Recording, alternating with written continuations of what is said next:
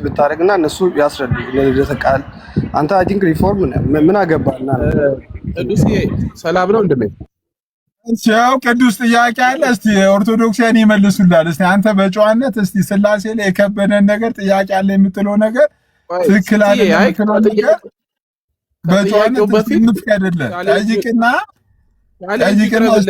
ሲሲ ከጥያቄው በፊት ቻሌንጁ ይቅረብለትና ቻሌንጁን ካሸነፈ ሽልማቱን ይዞ ይወጣ።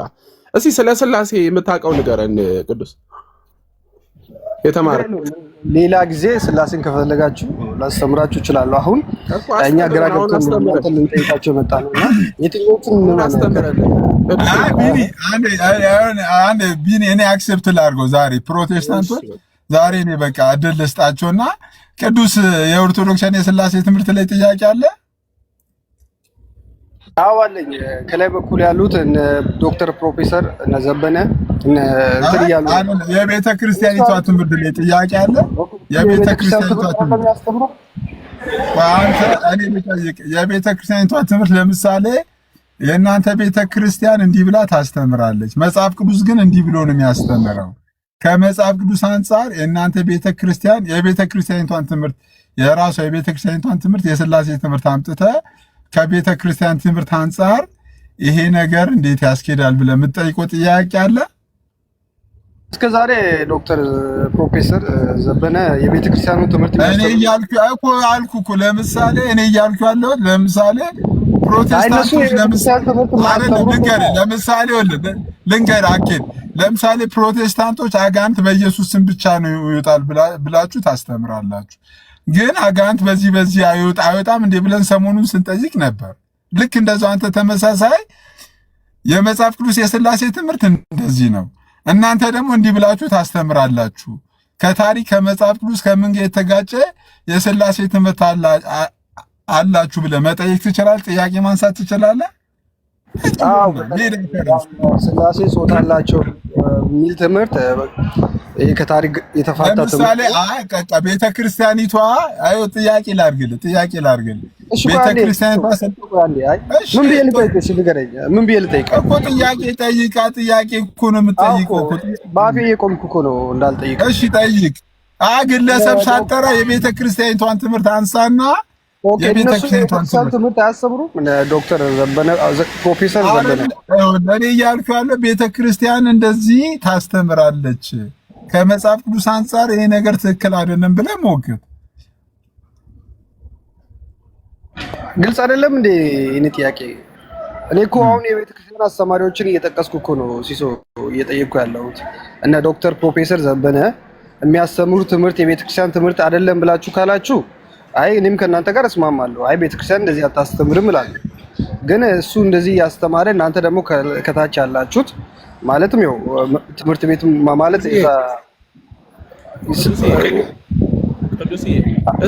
ትልቁ ላይ አድርገውና ሲስ እንግዲህ ዘበነ ብሏል። ትልቁ ላይ አድርገውና ቪዲዮ ክፈት እስቲ ምኑ ላይ መልስ እንስጥ። አይ ዩቲዩብ ላይ አለ ከፈለገ እንዲህ ያለልህ አሜት ነው።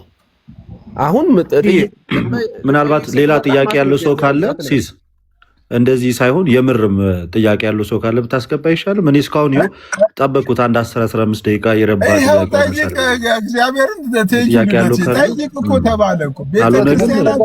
መሸወድ ተገቢም አይደለም። ያው የጠየቅናችሁ አይደለም እንዴ አንተ ቅዱስ ጭንቅላት ካለ በእግዚአብሔር እያዳመጥ የኦርቶዶክሳን የስላሴ ትምህርት አመጣለህ። እናንተ ስላሴ ብላችሁ አሁን ግለሰብ መጥቀስ ተውና፣ ለምሳሌ እናንተ የስላሴ ትምህርት እንደዚህ ነው፣ ይሄ ትምህርት ደግሞ ከመጽሐፍ ቅዱስ ጋር ይጋጫል። እነሱ የቤተ ክርስቲያን ትምህርት አያስተምሩም ብላችሁ ካላችሁ ጠይቅ። ለምሳሌ አንተ ይጠይቅ ልደት ይጠይቅ ስለ ስላሴ ትጠየቃለህ።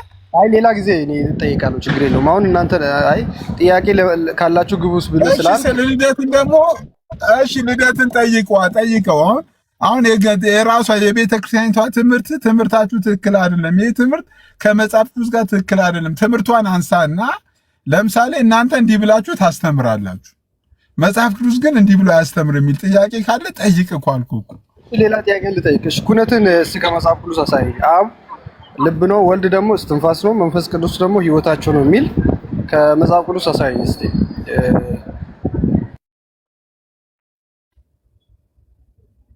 ልደት ሰምታል ጥያቄ ስለ አካላት ተነሱ ስለ ኩነት የወቅታዊ ጉዳይ ጥያቄው ከላይ የተቀመጠው ርዕስ በስላሴ በአካላት ዙሪያ ላይ ጥያቄ ካላችሁ ተብሎ ነበር ከላይ ልናወራ የገባ ነውና እሱንም ቢሆን ማስረዳት እንችላለን። ግን አስቀድመን እዚህ ላይ እናውራና እዚህ ላይ ጥያቄ የሌለው ሰው ካለ ያኛውን ሀሳብ አንስተን መናገር እንችላለን። ግን መጀመሪያ ቤት ዛሬ ላይቭ ሩሞች ተከፍተው ነበር ይመስለኛል አይደለ ሲስ? ስለዚህ እኛ በስላሴ አካላት ዙሪያ ላይ ሰሞኑን በጣም ቶፒክ አድርጋችሁ እያወራችሁ ነበር ይመስለኛል ነው። ከዛ አንጻር ጥያቄ ካለ ሌሎቹን በዚህ ዙሪያ ላይ ሀሳብ ያላቸው ጥያቄ ያላቸው ሰዎች ካሉ ይግቡ፣ እነሱን እናነሳና ሜቢ መጨረሻ ላይ ከኩነት አንጻር ምን እንደሆነ ሰላማችን የስላሴ አካላት ላይ ጥያቄ ምንም ጥያቄ የለም። የኦርቶዶክሳውያን የስላሴ አካላት ትምህርት ትክክል ነው ብለህ ታምናለህ? ቅዱስ አይጠየቁ እኮ ነው እየሸሻችሁ ነው ስጠይቋችሁ። ለምሳሌ ጠይቃ ለምሳሌ የስላሴ አካላት አማናዊና ጠይቃ ይኸው አሉ እኮ መምህራኖች አካላት ላይ እስቲ ጠይቅና ይመልሱልሃል። እሱን እኮ ነው የምልህ። ሲሶ ምን መሰለህ ጥያቄ አሁን ከላይ ያሉት ፕሮፌሰር ዶክተር እንደዛ እያስተማሩ የትኛውን እንቀበል? እነሱ ያስተማሩ ትክክል አይደለም ብላችሁ አንተ ትክክል አይደለም የምትለውን ትምህርት ጠይቅ እኮ አልኩህ እኮ ነው። አትጠይቅ እኮ አላልኩም እኮ ጠይቅ። ለምሳሌ ከዚህ አንፃር እኔ ልጠይቀው። እሺ አንድ እኔ ልጠይቃቸው መምህር እንትና ኪዝን እኔ ምን ልደትሻ ኦርቶዶክሳዊ መረዳት አካል ብላ ኦርቶዶክስ ስታስተምር ምን ብላ ነው የምታስተምረው? አካል ስንል ያው ረቂቅ አካል ነው። የኛ ቦዲ የሚባለው ሰውነት አለ አይደል? እሱ ሳይሆን አካል ስንል ረቂቅ አካል በቦታ የማይወሰን በሁሉ ቦታ የሚገኝ እንደ ሰው የማይዳሰስ ግን እግዚአብሔር እኔ ነኝ ማለት የሚችል ማለት ነው። ልክ ለምሳሌ ጌታችን ኢየሱስ ክርስቶስ እንደተናገረው ማለት ነው።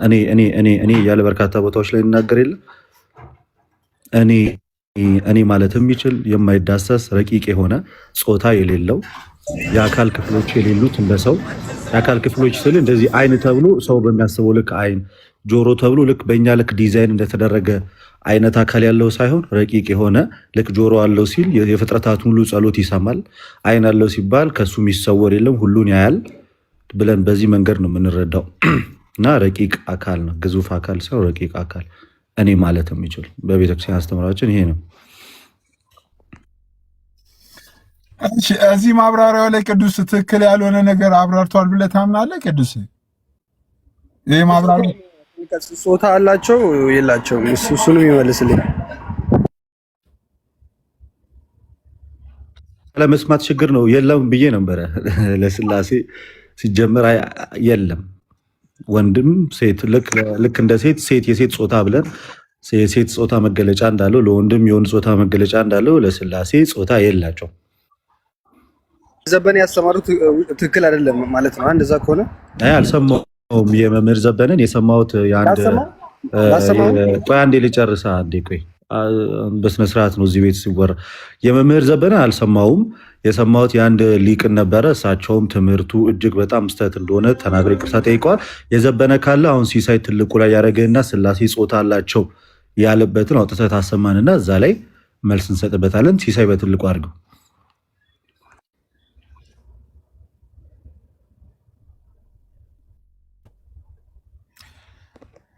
እስቲ ቆርጠሽ ላኪላችሁ። አንቺ ጋር አለ። ሰላም እንዴት ናችሁ? የዶክተር ዘበነን ለማ ከከፈተው ሙሉን ዩቲዩብ ላይ ገብተው ሙሉን ክፈተው። እሺ ከምን አንፃር እንዳስረዱ ያን እንዳሉ ሙሉን መስማት እንችላለን። ክፈተው ሙሉን። ምክንያቱም ክፍል 1 ክፍል 2 ነው። ሙሉን ይክፈተው ቁጭ ብሎ ማዳመጥ የሚችል ከሆነ አይደለም። እኔ የፈለኩትን ነው የምከፍተው። እናንተ አሁን ጥያቄ የፈጠረብኝ ነው እንጂ ከታች አንዳንድ ጄኒውን ሰዎች እኮ አሉ። አክቹዋል ጾታ አለው አላለም ዳኒ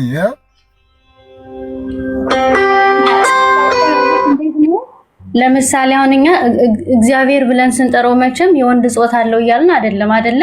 አሁን አንተ ቅዱስ እግዚአብሔር እያልክ ስትጠራው ምን እያልክ ነው? ጾታ አለው ብለህ በወንድ አንቀጽ እየጠራኸው ነው። እንደዛ ነው። ማየውን ፖለቲካ አትስራ። እዚህ እሺ እንደሱ ከሆነ ሌላ ጊዜ ጥያቄ ሲኖረኝ እገባለሁ። እንግዲህ ያው ምንም ማድረግ አልችልም። መጽሐፍቷ ላይ ጥያቄ የለም ማለት ነው። ዝም ብለን ከቻልክ መጽሐፍቷን ከፍተህ ጠይቅ፣ የቤተክርስቲያኗን መጽሐፍት ከፍተህ ጠይቅ ወገናችን። ምክንያቱም ዶክተር ዘበነ ለማ ያላሉትን እያልክ ነበር። ከቅድምም ጀምሮ ከገባ ጀምሮ ስትጠየቅ ያላሉትን እያልክ ነበረ። እኛ ደግሞ የምናዳምጥ ሰዎች ነን። ሙሉ ትምህርቱን አዳምጠነዋል።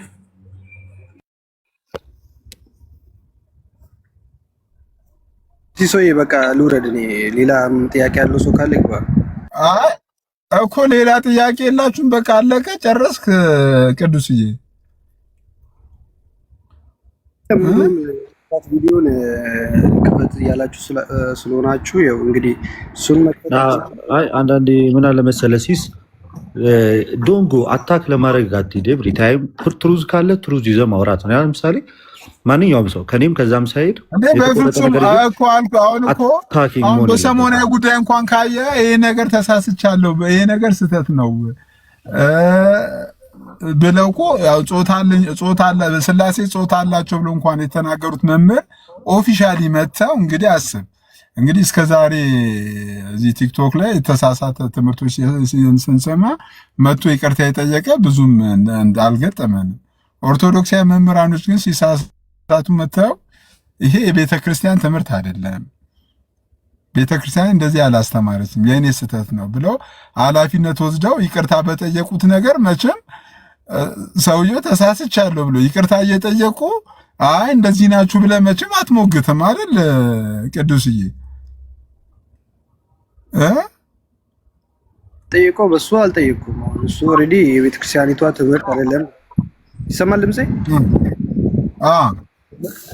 ሄሎ በግድ መቼም አንዳንድ ቤቶች ከፍተው አንዳንድ ቤቶች ላይ ተከፍተው በግድ ኦርቶዶክስ አንዳንድ ቪዲዮዎች እያየሁ ነበር። ይቅርታ አንዳንድ ቪዲዮዎች እያየሁ ነበረ ቅድም እና ማይገናኝ ነገር ሰው ለማገናኘት ሲሞክር አሁን በእነሱ ዘንድ ያልተለመደ ግን በእኛ ዘንድ ብቻ የተደረገ ነገር ነው። ይሄ አንድ ሰው አንድ ግለሰብ ሁሉም ከቤተክርስቲያን ትምህርት በታች ነው፣ ከቅዱስ ትውፊቱ ትምህርት በታች ነው ሁሉም ሰው። ኦኬ ሶ ሲሳሳት እንደተሳሳቱ እኛ አባትኛውን በምን አወቅን? እንዴት how do you know? እንዴት አወቅን እንደተሳሳቱ በምን አወቅን? ምክንያቱም ከዚህ ቀድሞ የነበረው የቤተክርስቲያን ትምህርት እንደዛ ስለማያስተምር። ስለዚህ አንደኛ ወጥ የሆነ ከሐዋርያት ጀምሮ ጽድት ያለ ትምህርት ስላለ ከሐዋርያት ትምህርት ጋር ስለተለያየብን ምን አለን? ኢሚዲየትሊ ሮንግ ነው አለ። ስለዚህ አንደኛው ይሄ ቱፊት ወይንም ደግሞ ሆሊ ትራዲሽን የምትለው ነገር መኖሩ ጥቅሙ ይሄ ነው። ሰከንድ ፕሮቴስታንቱ መጽሐፍ ቅዱስ ብቻ ብሎ መጽሐፍ ቅዱስን ባለስልጣን ያደርግና ስልጣናዊ ነው ካለ በኋላ አንዴ ቆይ ልጨርስ፣ አንዴ ቆይ ልጨርስ፣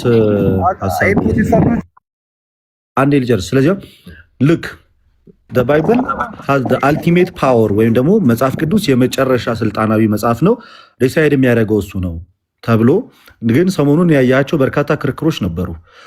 እና እሱን ኢቨን ጥምቀት ያድናል አይደለም በሚለው በእያንዳንዱ በክርስቶስ ኢየሱስ የማዳን ስራ ለተመረጡት ነው የሚለው ሁሉም የየራሱ እንዳይዞ ነው። ግማሹ ለተመረጡት፣ ግማሹ ላልተመረጡት ብሎ የየራሱን ይዞ መጽሐፍ ቅዱሱ የበላይ ሆኖ ሳይዳኘው እንደተለያያል።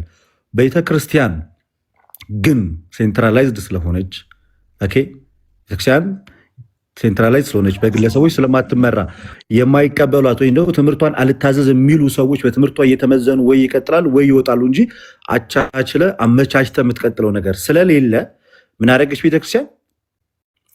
እኚህ ሰው በቀጥታ መጥተው ምን አደረጉ? ይቅርታ አሉ። ልክ ባይሆኑስ ልብ ይቅርታ ባይጠይቁስ ድጋሚ በሊቃውንቱ ጉባኤ ይጠየቃል። እምቢ ቢሉስ ከቤተክርስቲያን ንብረት አውቶማቲካሊ ይለያሉ። ስለዚህ ቤተክርስቲያን ውስጥ ቤተክርስቲያን ምን አላት ማለት ነው? አስተምህሮ አላት። አስተምህሮ ይዳኛል ሁሉንም ሰው። ወጥ የሆነ አስተምህሮ አላት። በቃ አልቲሜት ፓወር አላት ቤተክርስቲያን ስንል በዚህ ልክ ለክርስቶስ ኢየሱስ ትምህርት ያልሆኑትን ነጥላ ማስወጣት ትችላለች። ስለዚህ ይሄንን ተመልክታችኋል። ይሄም በቃል ነበር እስከዛሬ ስንላችሁ ምንለው ለቤተክርስቲያን ትምህርት የማይገዛ ለሐዋርያት ትምህርት የማይገዛ ካለ ከቤተክርስቲያን ተለይቶ ይወጣል ወይ አምኖ ከቤተክርስቲያን ጋር ይቀጥላል እንጂ ይሄንን በፕሮቴስታንቱ ዘንድ ልታየው አትችልም። ኔቨር ሀፕን ሊያደርግ አይችልም። ካየ ሁሉም እኔ እንደተረዳሁት ብሎ ይቀጥላል እንጂ አይ ይሄኛው ትምህርት ልክ ነው ብሎ ወደ አንድ ነት ውስጥ መምጣት አይችልም። ስለዚህ ወደ አንድነት ልትመጣ የቻለችው ቤተክርስቲያን ከምን አንጻር ነው? እኔ ወጥ የሆነ የሐዋርያት ትምህርት ስላላት፣ ሐዋርያዊ ቅብብሎች ስላላት፣ የሐዋርያት ትምህርት ስላላት፣ ከሐዋርያት በኋላ የመጣው ወጥ የሆነው ያ ክሊር የሆነ ያልተበረዘው ትምህርት ስላለ በዛ እየመዘነች ምን ታደርጋለች ማለት ይሄ ልክ ነው፣ ይሄ ልክ አይደለም። ከዛ ትምህርት ውጭ ሆኖ ከቤተክርስቲያን ውጭ ይሆናል ማለት እንጂ በግላችን ሌላኛው ቤተክርስቲያን የግለሰብ እንዳልሆነች ተረድተናል። ማንም ተነስቶ የራሱን ትምህርት ማስቀመጥ እንደማይችል አይደለም። አንድ ሊቅ ፓትርያርኩ የራሳቸውን የግል ትምህርት ማስቀመጥ እንደማይችሉ ቤተክርስቲያኒቷ የግለሰብ ባለቤት ሳትሆን የክርስቶስ ኢየሱስ ባለቤት እንደሆነች አሳይተናል። ጉባኤያዊት እንደሆነች አሳይተናል። ማንም ተነስቶ የራሱን ትምህርት ማስቀመጥ አይችልም። ዲስ ኢዝ ዋት ዊ ኮል የሐዋርያት ጉባኤ ቤተክርስቲያን። ለዛ ነው ቤተክርስቲያን ይህም በግልጽ ያሳየችው ማለት ነው። ስለዚህ ከዚህ ትምህርት ልትወስዱ የሚገባው እንጂ እኚህን አባት መልሰል አንገቴ ይቆረጣል አሉ እንዴ ብለው ከዛ በኋላ ኦፍኮርስ በቃ እውነት መስሏቸው አንገቴ ይቆረጣል እስከለዚህ ትምህርት ማሉ የተረዱት ያ ነበር። ሚስ አንደርስታንድ እንዳደረጉ በቤተክርስቲያን ትምህርት ተነገራቸው። አባ ይሄ ልክ አይደሉም፣ ቅዱስ አትናቴዎስ እንደዚህ አላስተማርም፣ ቅዱስ አግናጤዎስ እንደዚህ አላስተማርም፣ የቀደሙት ቤተክርስቲያን እንዲህ አላስ ይሄ የቤተክርስቲያን ትምህርት አለም ሲሏቸው ተሳስቻለሁ 100% አሉና ለቤተክርስቲያን ትምህርት ሰሚት አደረጉ። ይሄ ነው በቃ የሐዋርያት ትምህርት ትውፊት ሲኖረው ይሄ ነው ቅዱስ ትውፊት። ኮንሰንሰስ ፓትራ የሚባለው ይሄ ነው። በቃ በወጥነት የተሰጠው የቤተክርስቲያን ትምህርት እንዲህ ይዳኝሃል። እንዲህ የምታደርገው ደግሞ የጌታ ቤተክርስቲያን ስትሆንና የዛች ቤተክርስቲያን ራስ ክርስቶስ ሲሆን ነው ይሄ ልታደርግ የምችለው። ግለሰብ ከሆነ ግን ማለት ነው ግለሰብ ከሆነ ግን የየራሱን ይዞ ነው የሚሄደው ሁሉም በየራሱ ማለት ነው። ዳስዋይም ፕሮቴስታንቱ ዩናይት ማድረግ ያልቻለው በእያንዳንዱ ትምህርት ላይ የትምህርት ወጥነት የሚያጣው ከዚህ አንጻር ነው።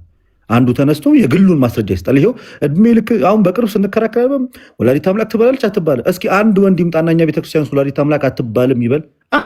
አንድ ቤተክርስቲያን አባት መምህር ዘበነ አይደለም ፓትርያርኩ ተነስተው ወላዲተ አምላክ አትባልም ቢሉ በቀጥታ በቤተክርስቲያን ትምህርት ይዳኛሉ። ልክ አይደሉም፣ ብፁዕነቱ ቅዱስነቱ ስህተት ነው፣ ይህን ትምህርት ያስታረ ነው ካሉ ከቦታቸው ይነሳሉ። ሃይማኖታዊ ውግዘት የሚደርስባቸው ስልጣናዊም ሃይማኖታዊ ውግዘት በቃ ይሸፋፈን ምናምን የምንለው ነገር አይኖርም።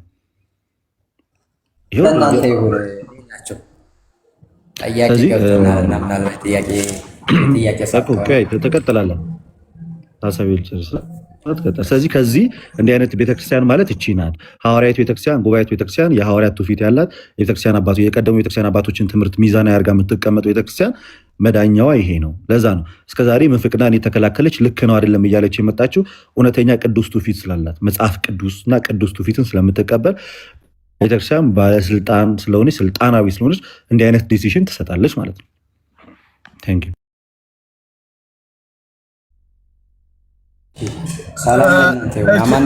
ልደትሻ በጣም ቴንኪው፣ በጣም እናመሰግናለን ልደትሻ።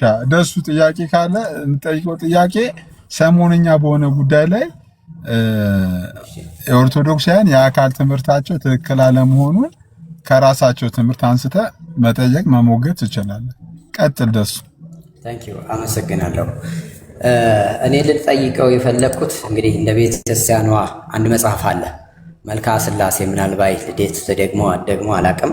መልካ ስላሴ አለ እና እዛ መልካ ስላሴ ላይ ሰላም ለርእስቴክሙ ዘትጸዌ በረደ ድላሎት ነገስተ ባህታዊ ስላሴ ዘገዳመ ቀጸሎት ስላሴክሙ ሆረ ቅድስታ ስላሴ ሰለስቱ በዘወለኩ እግዚ ኃይላተ ዝንቱ ለዋህድኒ ምስጢረ ንከንቱ ሚልና እንደ በረድ ነጭ ብሩህ ለሆነው የራሳችሁ ጠጉር ይላል። እንደ በረድ ነጭ ጠጉር የራሳችሁ ጠጉር ሰላምታ ይገባል የሚል አለ። ሌላ ቦታ ላይ ደግሞ እዚሁ ላይ ሰላም ለከርስኪ ይላል እና ከርስ አላቸው ይለናል። ሌላ ቦታ ደግሞ ሰላም ለኩላሊቲከ ይላል፣ እዚሁ ኩላሊት አላቸው ይለናል። መልካ ስላሴ ላይ ሰላም ለኩላሊት የሚባል የለም። ሰላም ለኩላሊት ሳይሆን ለኩላሊት አይደለም። ኩላሊት አማርኛ ነው ብራዘር። ለኩላሊት ማለት ለኩላሊት ማለት ነው። አረ ላርም ብዬ ነው። ኩላሊት ማለት ነው። እሺ በቃ ቴንኪው፣ እንኳን አወቀው። ሰላም ለኩላሊት እንደ ሮያን በአካል አለመከሙ ስላሴ ያለን የሚቀጥል ቴንኪው፣ አመሰግናለሁ። ስላሴ ኩላሊት አላቸው ወይ? ለኩላሊታችሁ ሰላምታ ይገባል ብሏል እና ስላሴ ኩላሊት አላቸው?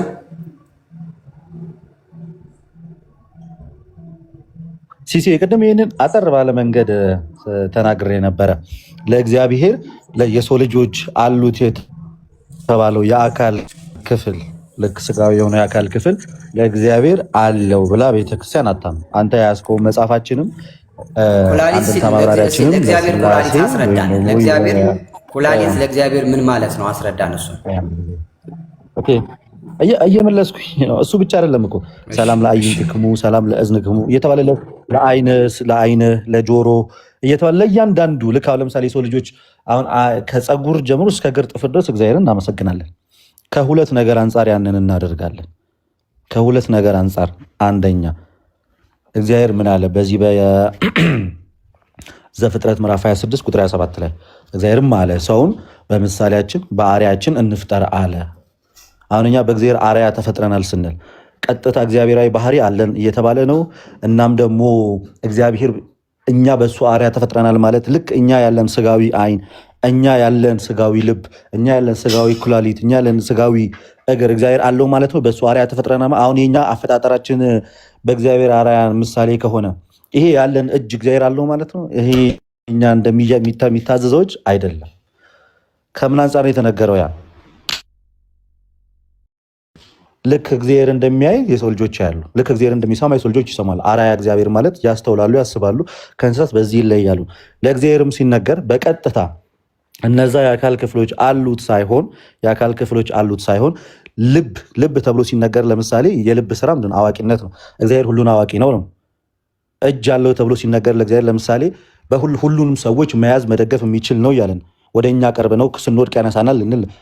እግር አለው ተብሎ ሲነገር እግዚአብሔር ወደ እኛ ይመጣል ይቀርበናል ብለን እየተናገርን ሜታፎሪካሊ እየተናገርን ነው እንጂ ለምሳሌ አሁን ክርስቶስ እኔ የወይን ግንድ ነኝ ሲል በቀጥታ ወስደን ግንድ አድርገን እንስለዋለን። ክርስቶስን ለምን እንደተነገረ እንረዳለን።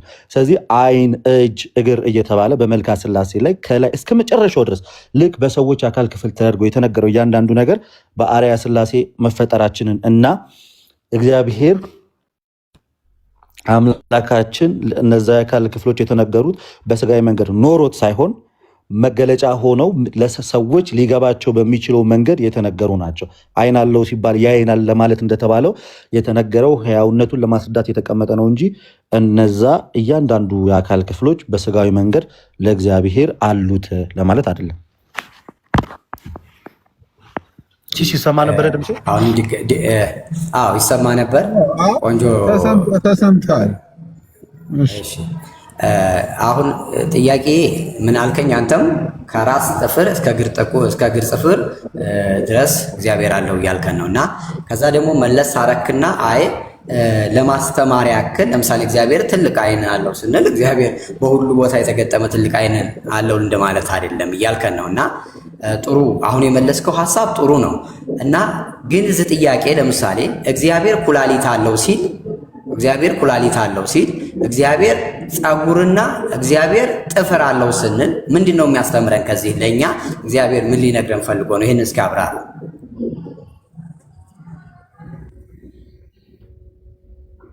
ምሳሌ ቅድም አንስታ እንደተናገርከው ነገር አለ። በዘመናት የሸመገለ ተብሎ ይነገርለታል። በትንቢተ ዳንኤል እግዚአብሔር የሚሸመግል አምላክ ሽማግሌ ማለት ነው። እግዚአብሔርን እድሜው ይሄድና ጊዜ ዘመን ተቆጥሮለት ከዛ ወጣት፣ ከዛ ጎረምሳ፣ ከዛ አዛውንት፣ ከዛ ሽማግሌ ይባላል ማለት ነው። በዘመናት የሸመገለ ተብሎ ለእግዚአብሔር መጽሐፍ ቅዱስ ላይ ሲነገርለት አይደለም፣ አባትነቱንና ለዘላለም የሚኖር መሆኑን ለማስረዳት ነው። ስለዚህ ይሄንን የምትረዱት ከዚህ አንጻር ኩላሊት አለው ሲባል ለምሳሌ በቀጥታ እግዚአብሔር ለሰው ልጆች የተገጠመው አይነት ወይ እግዚአብሔር ፈጥሮ የሰጣቸው ያ ኩላሊት አለው ለማለት ተብሎ አይደለም። ቅድም ስናገር ከሰማኸኝ ምን ብዬ ነው ያስረዳሁት? በእግዚአብሔር አርአያና አምሳል ተፈጥረናል ስንባል በእግዚአብሔር አርአያና አምሳል ተፈጥረናል ሲባል ልክ አይን አለው ሲባል ያያል እንደሚባለው፣ ጆሮ አለው ሲባል ይሰማል እንደሚባለው ሁሉንም ነገር እግዚአብሔር አምላክ መመርመር ይችላል። ሁሉንም እና የነዛ የአካል ክፍሎች ባለቤቱ እሱ እግዚአብሔር መሆኑን ለማስረዳት የተነገረ ክፍል ነው እንጂ ለእግዚአብሔር በሰው ልክ ያለ ኩላሊት፣ በሰው ልክ ያለ ልብ፣ በሰው ልክ ያለ ጥፍር፣ እጅና እግር ያለው አይደለም፣ ሊኖረውም አይችልም። የአካል ክፍል ስብስቦች እግዚአብሔር የለውም። ረቂቁም አካል በራሱ በዚህ አእምሮ ልክ ያለ አይደለም። ሁሉን አዋቂ ሁሉን መርማሪ አምላክ ነው ለማለት። ቅድም ዓይን አለው ሲባል ሁሉን ያያል፣ ጆሮ አለው ሲባል የሁሉን ጸሎት ይሰማል፣ እግር አለው ሲባል ወደኛ ይቀርባል፣ ይፈጥናል፣ ይመጣል ተብሎ እንደተነገረው በዛ ልክ የተገለጸ ምሳሌያዊ አነጋገሮች ናቸው እንጂ በቀጥታ በዛ ልክ የተነገረ አለም። እኛ እኮ ለመላእክትም እንናገራለን እኮ እንደዚህ መልካ ሚካኤል ላይ መልካ ገብርኤል ላይ እያንዳንዱ ላይ ብንሄድ መላእክት ጾታ አላቸው ተብሎ አንድም የተቀመጠ ስፍራና ቦታ የለም። ግን ለእነሱም እንናገራለን ያውም በወንድ ጾታ። ለምሳሌ አንተ እግዚአብሔርን አባት ስትል ወንድ አድርገው ሆኖ ለምን ብዬ በጠይቃው ለምሳሌ ደሱ እግዚአብሔር ለምንድነው አባት ብለህ የምትጠራው በወንድ አንቀጽ ለምንድነው አባት ብለህ የምትጠራው ብዬ በጠይቀ ጾታው ወንድ ስለሆነ ሳይሆን እሱ የፍጥረት ሁሉ ባለቤት ስለሆነ ነው ብለን የምትመልስልኝ። ስለዚህ ኦርቶዶክስ ጋር ሲመጣ ለምንድነው ጥያቄ የፈጠረው? በዚህ መልክ ነው እኛ አብራርተን የምንቀመጠው። እንደውም ሲስ ያለውበት ቦታ ስላልተመቸኝ ነው እንጂ የመልከ ስላሴ ማብራሪያዋ እያንዳንዱ ማብራሪያዋን ከቀደም ቤተክርስቲያን አባቶች ጋር ያለውን ጽሑፍ አምጥቼ ያሳያቸዋለሁ። ጀስት ድንገት ገብቼ ስለያወራው ነው እንጂ ከእያንዳንዱ ማብራሪያ ከመጀመሪያው ሰላም ለዝክረ ስምከ ከሚለው ጀምሮ እስከ መጨረሻው ያለውን ማለት ነው። ግን ጠቅለለ ተደርጎ ሲመለስ ይሄ ነው በአጭሩ። እኛ አንድ ጥያቄ ምን አልከን? ለጥፍርህ ሰላምታ ይገባል ሲል ለጥፍሩ ምንድነው ከሱ ምንማረው? ቅድም ሁሉንም ነገር እኮ አስረድቻ እኮ ተናግሬያለሁ። አይ አይደለም፣ ጠቅለል አድርገህ የጠየቅኩት ስፔሲፊክ አድርጌ ነው። ምን አልከኝ መሰለህ? አይ ኮሜንት ላይ ግን ቀጥሎ እግዚአብሔር ምስክሬ ኮሜንት ላይ ማን ነበር ቀጥሎ? ቆይ አይደል እየሳቅን ነው እዚህ ቤት እንትን ምን ነው ኮሜንት ላይ ቀጥሎ ለጥፍ ብሌት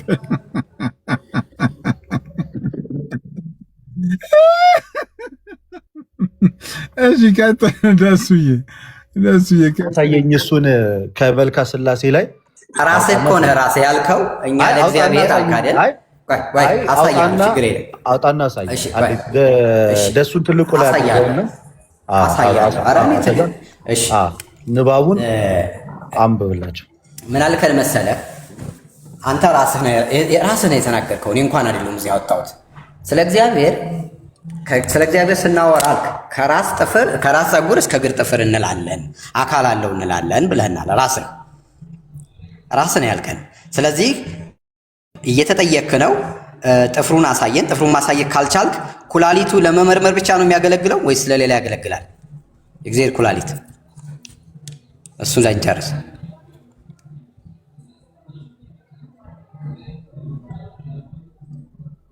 ልደስ አይ ኩላሊቱ መመርመር ነው። አይ በደንብ እንዲይዙት ነው፣ ሪከርድ አድርገው እንዲይዙት።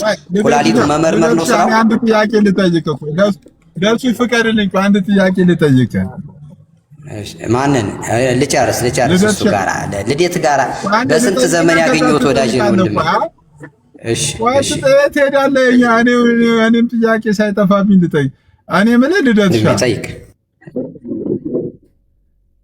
ለስላሴ አማና የአካል ክፍሎች አሉ ተብሎ በኦርቶዶክሳውያን አለ ይታመናል። ለስላሴ ልክ አማና የአካል ክፍሎች እነዚህ የእውነት እጅ ይሄ እጅ እግር ልክ እኛ አማናዊ የአካል ክፍል ነው ያለ እንደዛ አይነገርም። በዛ ልክ እንደዛ ለስላሴ እንደዚህ ይባላል። በዛ ልክ አይባልም። የትኛውም የቤተክርስቲያናችን መጽሐፍ ላይ መልክ ማለት ምን መሰለ ሲስ ባጭሩ መልክ ማለት ምስጋና ነው። ስለዚህ አንትሮፖሞርፊዝም ነው። አንትሮፖሞርፊዝም በራሱ የሚነገሩ እንጂ እንትን አይደለም ማለት ነው። ኦፍኮርስ አይደለም። እንደዛ ብለን ያስቀመጥንበትን ቦታም የለም። ከዛ አንጻር ነው አሁን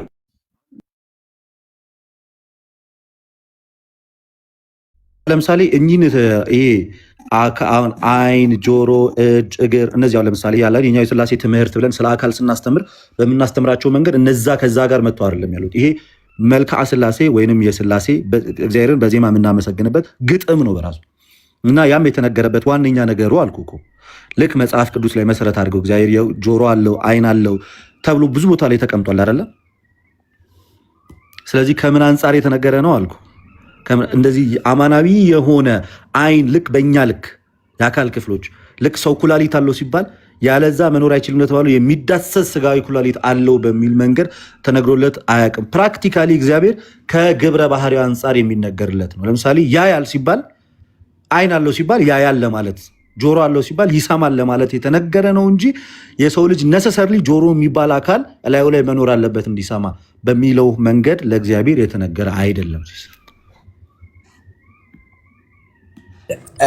አሁን ልደት የተናገረውን ነገር ውሸት እንደሆነ ደግሞ እኔ ላሳይ በመጽሐፋቸው በትልቁ አድርገኝና በመጽሐፍ ላሳያቸው አካል የኛ አይነት አንድ አይነት አካል እንዳላቸው።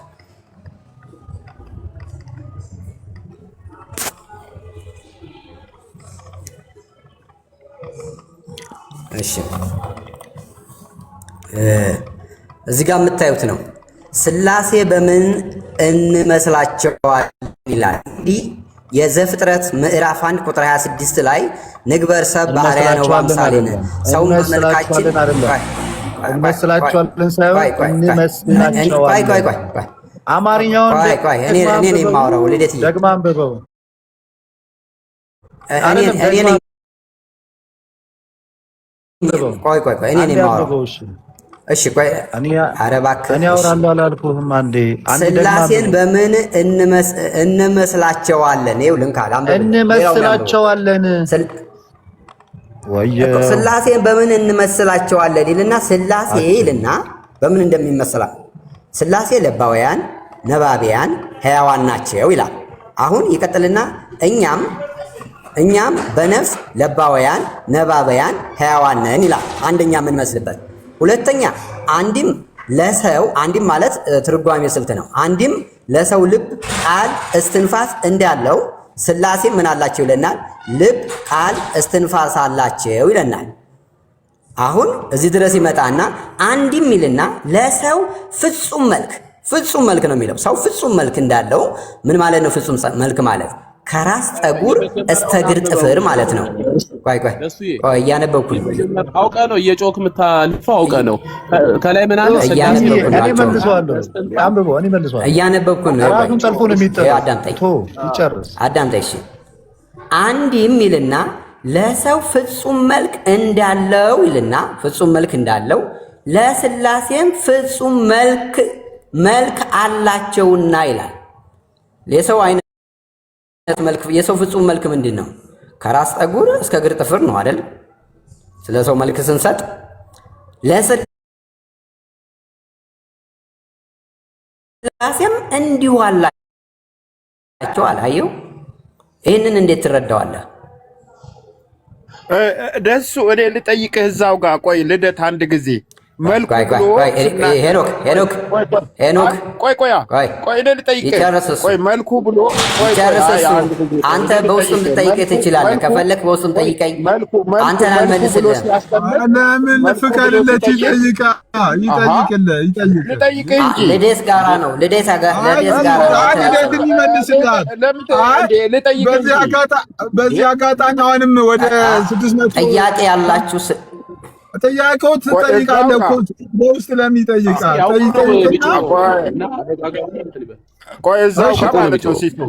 ሲሶ አሁን መልክ እያለ ስለሆነ መልክ የምለውን አንተ ከቀለም ጋር ነው ወይ ያነጻጸርከው? ከምን ጋር ነው? ነጭ ነው ወይስ? እንግዲህ ስለምንድን ነው መልክ የምለውን አንተ ምን ብለህ ነው? እኔ ማን ጠይቀኝ የምትለው? እሺ ጥሩ ጥያቄ ነው።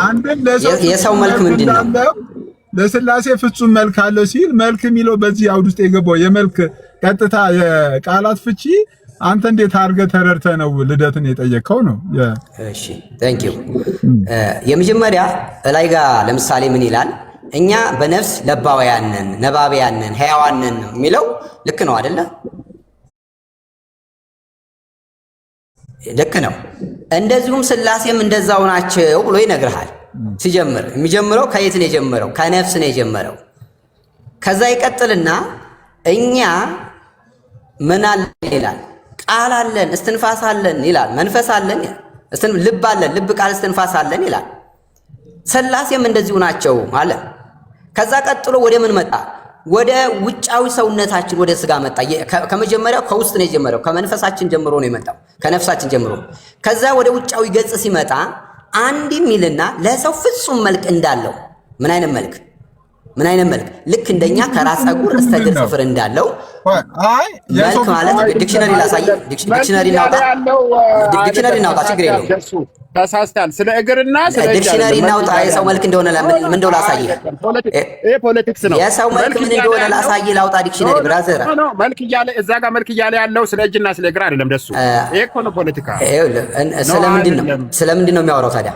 መልክ ስለምንድን ነው የሚያወራው ታዲያ? መልክ እያለ መልክ ብሎ የጀመረው መጀመሪያ ላይ ስለምንድን ነው? ስለ ነፍስና ስለምንድን ነው? ስለምንድን ነው? እሺ ስለ ገጽ ስለ መልክ ካላደለ ስለምንድን ነው የሚያወራው? መልክ ያለው መልክ የምለውን ነው ያልኩህ እኮ የሰውን መልክ ያብራራበት ስለምንድን ነው መልክ ያለው? እሺ ይሄ መልክ የሰው ልጅ መልክ ምንድን ነው? የሰው ልጅ መልክ ምንድን ነው ንገረኝ። መልክን እጅና እግር ጋር አገናኝቶ አይደለም የተናገረው። የሰው ልጅ መልክ እሺ የሰው ልጅ መልክ ምንድን ነው? ዋዳት ምን የሰው ልጅ መልክ ለምሳሌ የሰው ልጅ መልክ ለምሳሌ የሰው ልጅ መገለጫ ሊሆን ይችላል።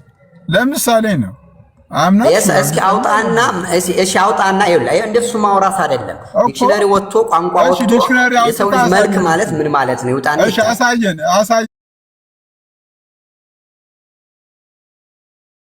ዲክሽነሪ አውጥቶ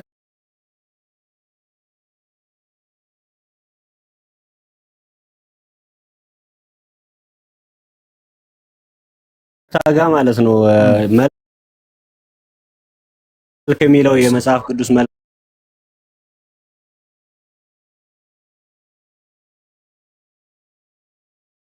የሚለው ሲጀመር በዲክሽነሪ አይፈታም። አባቶች መልክ ሲል ምን እያሉ እንደሚፈቱ እሱን አውጡ ያሳየን ከአባቶች። እሺ የሰው መልክ ስትል አውጣና የሰው መልክ አውጣና ያሳየን። ቆይ አንዴ የሰው መልክ ስለሚለው ሳይሆን መጀመሪያ መልክ የሚለውን እንፍታው። አባቶች መልክ የሚለው ምን ብለው ነው የሚፈቱት? መጀመሪያ የሰው መልክ ነው የምንፈታው። መጀመሪያ ምን ብለው ነው የሚፈቱት የሚለውን አሳየን መጀመሪያ። እሺ አሁን መልክ የሚለው ቋንቋ ነው አይደለ? መጀመሪያ አሁን እየተወራ ያለው ስለ ሰው ልጅ መልክ ነው። ቆይ መልክ ማለት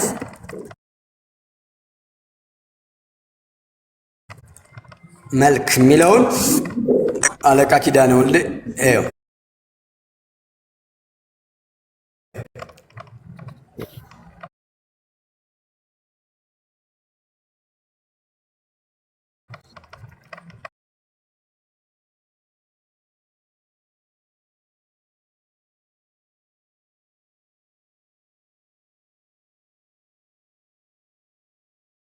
አይታውታል እና በፊልጵስዩስ አሁን እኮ በመጽሐፍ ቅዱስን ተርጉመው እንደው መልክ የሚለው እና አንድ ሃይማኖት አሁን ክፈቱ አንዴ ከላይ ጀምሮ ነው ያስተካክል እኮ ናና ሲስ በቃ ወይ ያውራና እሺ አውራና ብሮ ቀጥል አውጣው አንዴ ሃይማኖት አሁን የቀደም ክፈቱ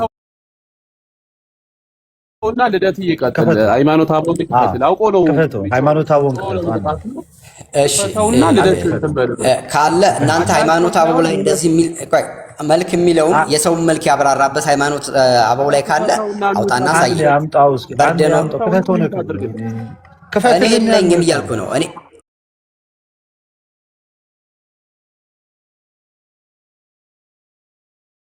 ቀደም ያነበብኩት የለኝም እኔ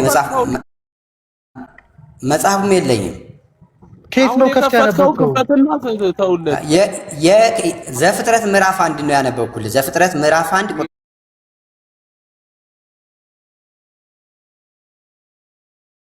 26 አንድምታውን ነው ያነበብኩልህ። ይኸው ክፈተው። እሺ እሱን ላንብብልህ።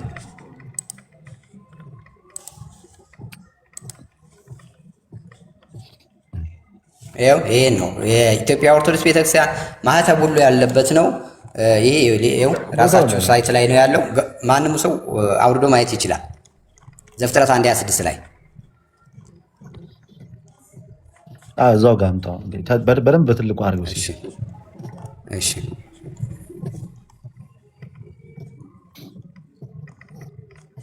መጽሐፍ ቅዱስ ላይ ለእግዚአብሔር መልክ ተብሎ ተነግሮለታል። መልክና አካል አንድ አይነት ነገር አለ። መልክ አርአያ ነው። አርአያ ምሳሌ እግዚአብሔር ማለት ነው። እሺ ከላይ ከፍ በለ አንዴ። ቅድም ምንድን ያለው መሰላችሁ? አሁን እንዳታወራ ጸጥ ብለህ ታዳምጠኛለህ። ችግር የለም ቀጥልና እኔ እጨርሳለሁ። ሚውት አድርገው አንዴ። ሲስ ቅድም ሲያነብ ከሰማኸው ስላሴን በምን እንመስላችኋለን አለ። እኛ ስላሴን እንመስላችኋለን አይደለም የሚለው ቃሉ፣ ስላሴን በምን እንመስላችኋለን፣ እነሱን ስላሴን በምን እንመስላችኋለን። ኤግዛምፕለሪ ነው እንጂ እኛ እነሱን በምን እንመስላችኋለን ሳይሆን ስላሴን ራሱ በምን እንመስላችኋለን። በሁለቱ መካከል ሰፊ ልዩነት አለ። እንመስላችኋለን 90 ጊዜ ዙም አድርገው እንደዚህ ስትፈልግ የጅብ ችኩል ነው አነባበብ። ስላሴን በምን እንመስላችኋለን አለቀ። ስለዚህ ስላሴን በምን አድርገን እናስረዳለን፣ እናብራራለን፣ ምን አይነት ምሳሌያዊ ነገር እንጠቀማለን። ለምሳሌ ስናስተምር በብዙ አይነት መንገድ እናስተምራለን። ከፀሐይ አንጻር መስለን እናገራለን። ለምሳሌ ክብነት፣ ሙቀት ምንም እያለን እናስተምራለን። ያንን ያስረዳ ነው። ከዛስ ምን አለ? ስላሴ ምሳሌያዊ ንግግር ነው ማለት ነው። ስለዚህ በማስረጃነት መንገድ ያስቀመጥነው ነገር ነው ማለት የእግዚአብሔር አምላክን ባህሪውን ለማስረዳት የተጠቀምንባቸው ወይም ደግሞ መሳሪያዎች ናቸው ምን መስላቸው እንጂ እኛ ስላሴን እንመስለዋለን ተብሎ አልተቀመጠም። ለዛ ነው አንተ ቀደም ከታች ወርደ ይኸው እንደ ሰው አካል ነው አለ ምናምን እያለ ስታወራ የመጣኸው የላይኛውን ነገር በትክክል ስላላነበብከው ነው። ስላሴን በምን እንመስላቸዋለን ቢሉ አለ። በምን ቢሉ በምን አድርገን እንመስላቸዋለን ቢሉ አለ እና ስላሴ ነባውያን ሕያዋን ናቸው ይላል። አዋቂ ነው ማለት ነው። የነፍስን ባህሪ ነው። ወደዚህ አስጠጋቱ ሰደው ወደ ስክሪኑ መልሰው። እኛም በነፍስ ነባውያን ሕያውያን ነን። አንድም ለሰው ልብ ሉክ ሲያብራራ ምሳሌውን ሲናገር ማለት ነው። አንድም ማለት ማብራሪያ ነው ማለት ከዛ በኋላ ከላይ ለመጡ ሀሳብ ማብራሪያ ነው። አንድም ለሰው ልብ ቃል እስትንፋስ እንዳለው ለስላሴም በልብ በቃል በስትንፋስ ይመሰላሉ። ይመሰላሉና ናቸው አላቸው። ሁለት የተለያየ ነገር ነው። ሲሳይ ቅድም ምንድን ነበር ሊያስረዳን የመጣው? ምን ጠየቀኝ አንተ? እንደ ሰው ልጆች አማናዊ አካል አላቸው ወይ ያልከኝ ሲስ አይደለ? ወርድ ባይ ወርድ የኔ ጠየቀኝ።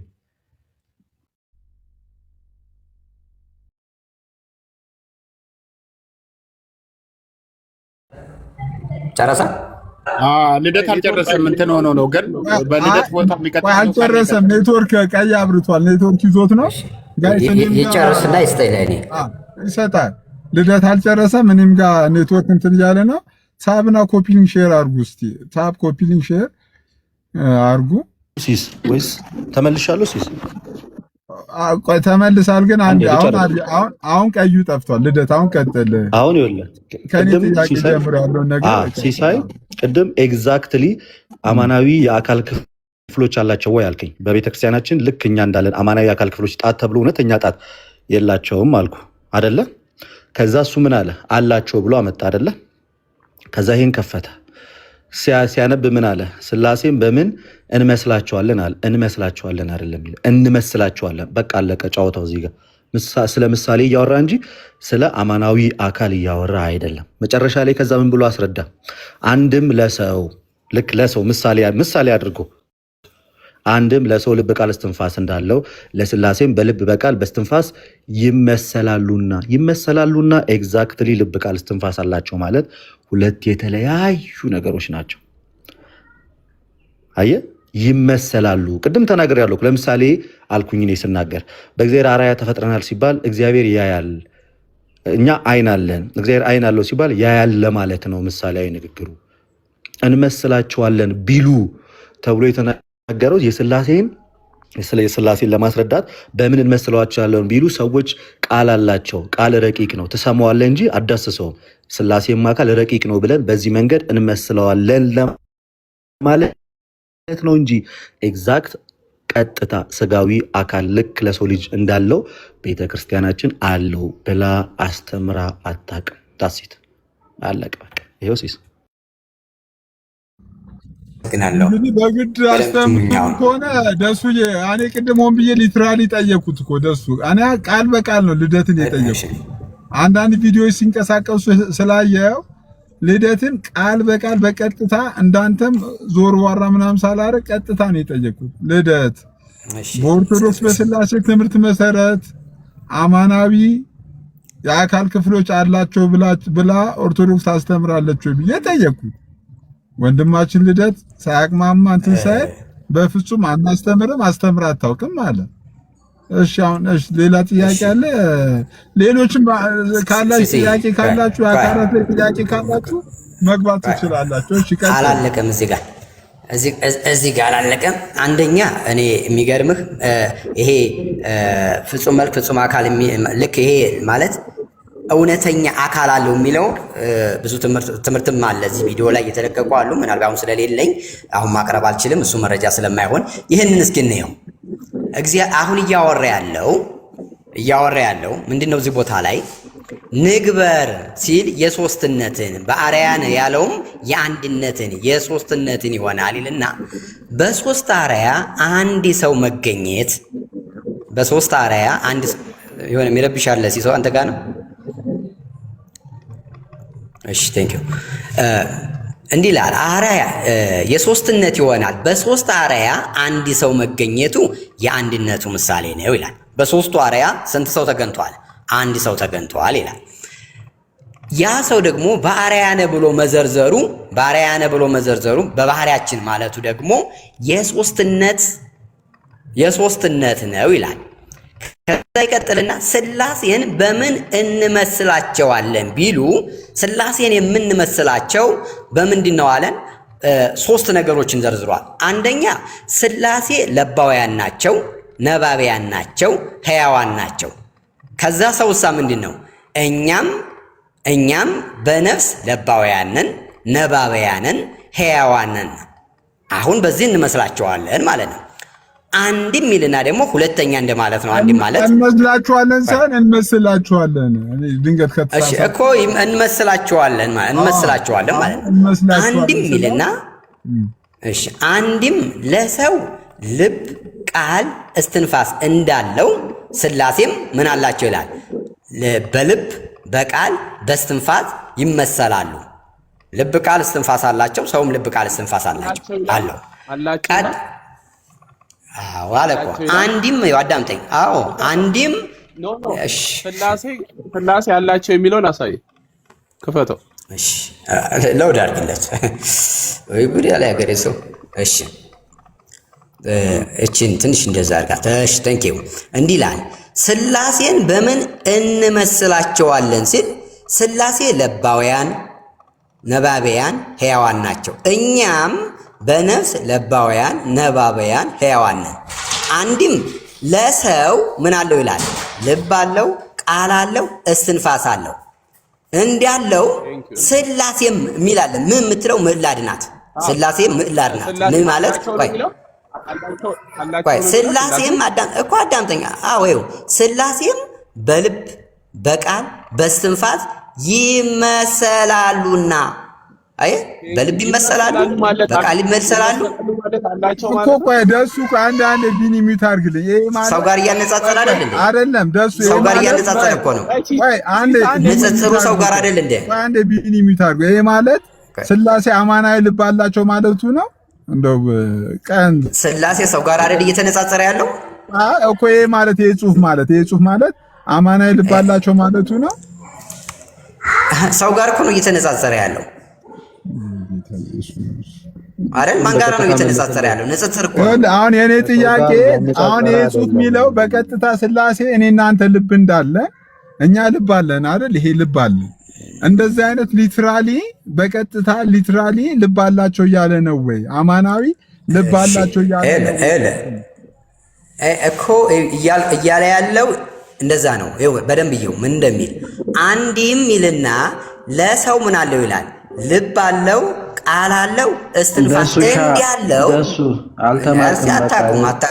አልተማርክም። ውረድና በቀጥታ ተባርክ እባክህ። ምን በግድ ነው እንዴ?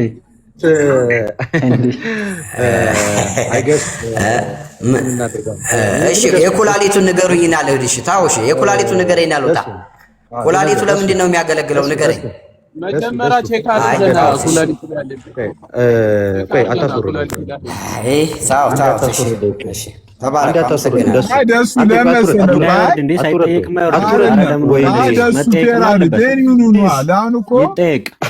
ትምህርታችን አይደለም እያሉ በግድ እኮ አሁን እነሱ ልክ ነው ብሎ እየተከራከሩ ቢሆን ኖሮ አሁን ሰሞኑን በእኔ ቤት እያከራከርኩ እንደነበረው ማለት ነው።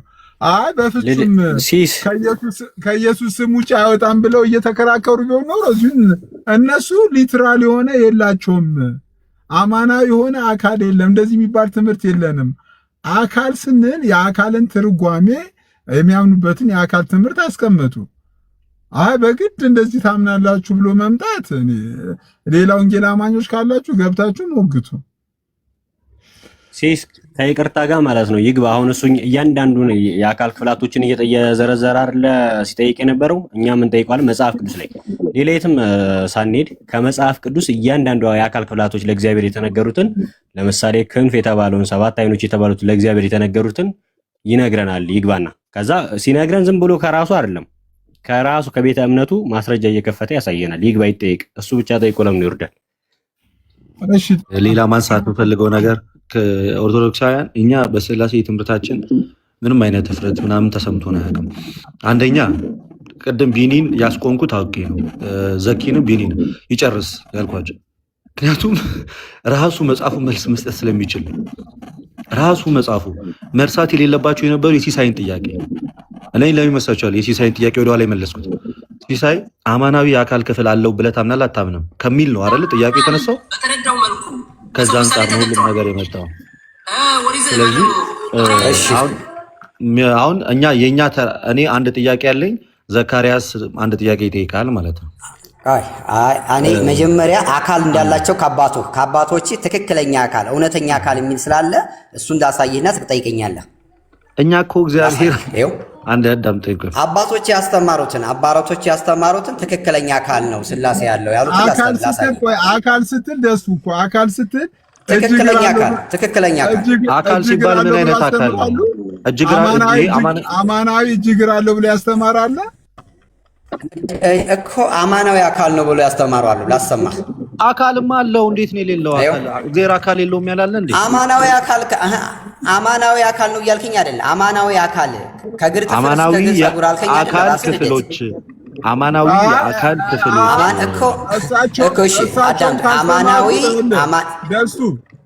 እሳቸውም ካስተማሩ ይሄ ቪዲዮ እሳቸውም ካስተማሩ እኔ ማን እንደሆኑ ግለሰቡ ማን እንደሆነ አላውቅም። በትልቅ ይቅርታ ከይቅርታ ጋር ለምሳሌ እሳቸውም ካስተማሩ ትክክል አይደሉም ነው። አማናዊ ለስላሴ አማናዊ አካል አለ። ስለዚህ እሺ አንዴ በነገራችን ላይ አንዴ ደሱ ፕሊስ አንዴ አባታችን መጥራት እንችላለን። ሌላ ፖለቲካ እንዳሰራ ማለት ነው።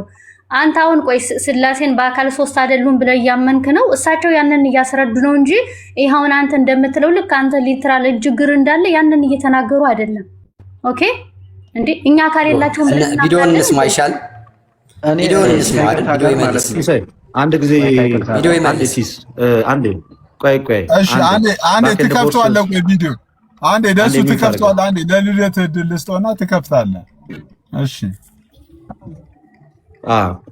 ሲስ እንግዲህ እስካሁን ድረስ በተከታታይ ከመልካ ስላሴ ላይ እያንዳንዱን ጥያቄ ስንጠየቅ ነበር፣ እየሰማህ ነበረ ሲስ አይደለ? እያንዳንዱን ጥያቄ እየተጠየቅን ነበረ። አሁን ደግሞ እኛ አንዲትን ጥያቄ ወይ ደግሞ ተጠየቅን ልክ ደግሞ አንዳንድ ጥያቄ እንጠይቅ፣ ከዛ በኋላ እንመለሳለን። ፌር እንዲሆን ኮንቨርሴሽኑ። ዘካርያስም ጥያቄ ያለው የኔ የመጀመሪያ ጥያቄ ላሰም እግዚአብሔር ስሜት፣ እውቀት፣ ፍቃድ አለው ብለህ ታምናለህ አይደለ?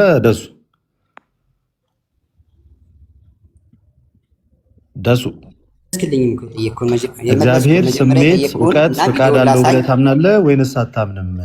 አሁን የኛ ተራ ሆኖ መጀመሪያ አሁን የኛ ተራ ልጠይቅ ነው የገባው።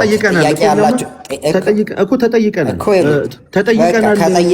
ከመልካ ስላሴ ተጠይቀናል። ከዘፍጥረት ማብራሪያ ተጠይቀናል በተከታታይ። እሺ መልስልኝና የኩላሊቱን መልስልኝና ልመልስልኝ። የኩላሊቱን መልስልኝ። አሁን የኩላሊቱን መልስልኝና ልመልስልህ ነው። አሁን የኩላሊቱን አልመለስልኝ። እናንተ በስላሴ አስተምሮ በስላሴ አስተምሮ ያንተን የኩላሊቱን መልስልኝ። ኩላሊቱ ለምንድን እውቀት እውቀት፣ የእግዚአብሔር ስሜት፣ ፍቃድ። ሲሳይ አንዴ ይሄ ልጅ ማኔጅ ታደርገው። የእግዚአብሔርን ኩላሊት መልስልኝና ልመልስልህ። ልደት ሻኔ እኔ ዛሬ ልጫንና እንፍቀድላችሁ። በጣም እንትን እያሉ ስለሆነ እኔ ዛሬ ልጫን ልደት። እሺ ደሱ እሺ ጥያቄ ጠይቅና መጨረሻ ላይ እንጠይቃለን። እሺ ጠይቁኝ ትችላላችሁ። ስላሴ ኩላሊት አላቸው ስትል ኩላሊታቸው ምንድን ነው የሚሰራው? እሱ ንገረኝ። አማናዊ ኩላሊት አላቸው ብሏል ደሱ። እኔ አማናዊ የሚሆን እንትልም ይሁን እንደፈለከ አድርገው። ኩላሊቱ ምን ይሰራል? ለምሳሌ ቆይ ልደት ራሱ ይቀጥል። እኔ እንትን ከምል ቆይ ልደት ቀጥል ነበረ። በዋነኝነት እግዚአብሔር ለሰው ልጆች እንደሚነገር የአካል ክፍሎች የሉትም። ኩላሊት፣ ልብ፣ አይን፣ እስትንፋስ አልኩኝ ይቅርታ።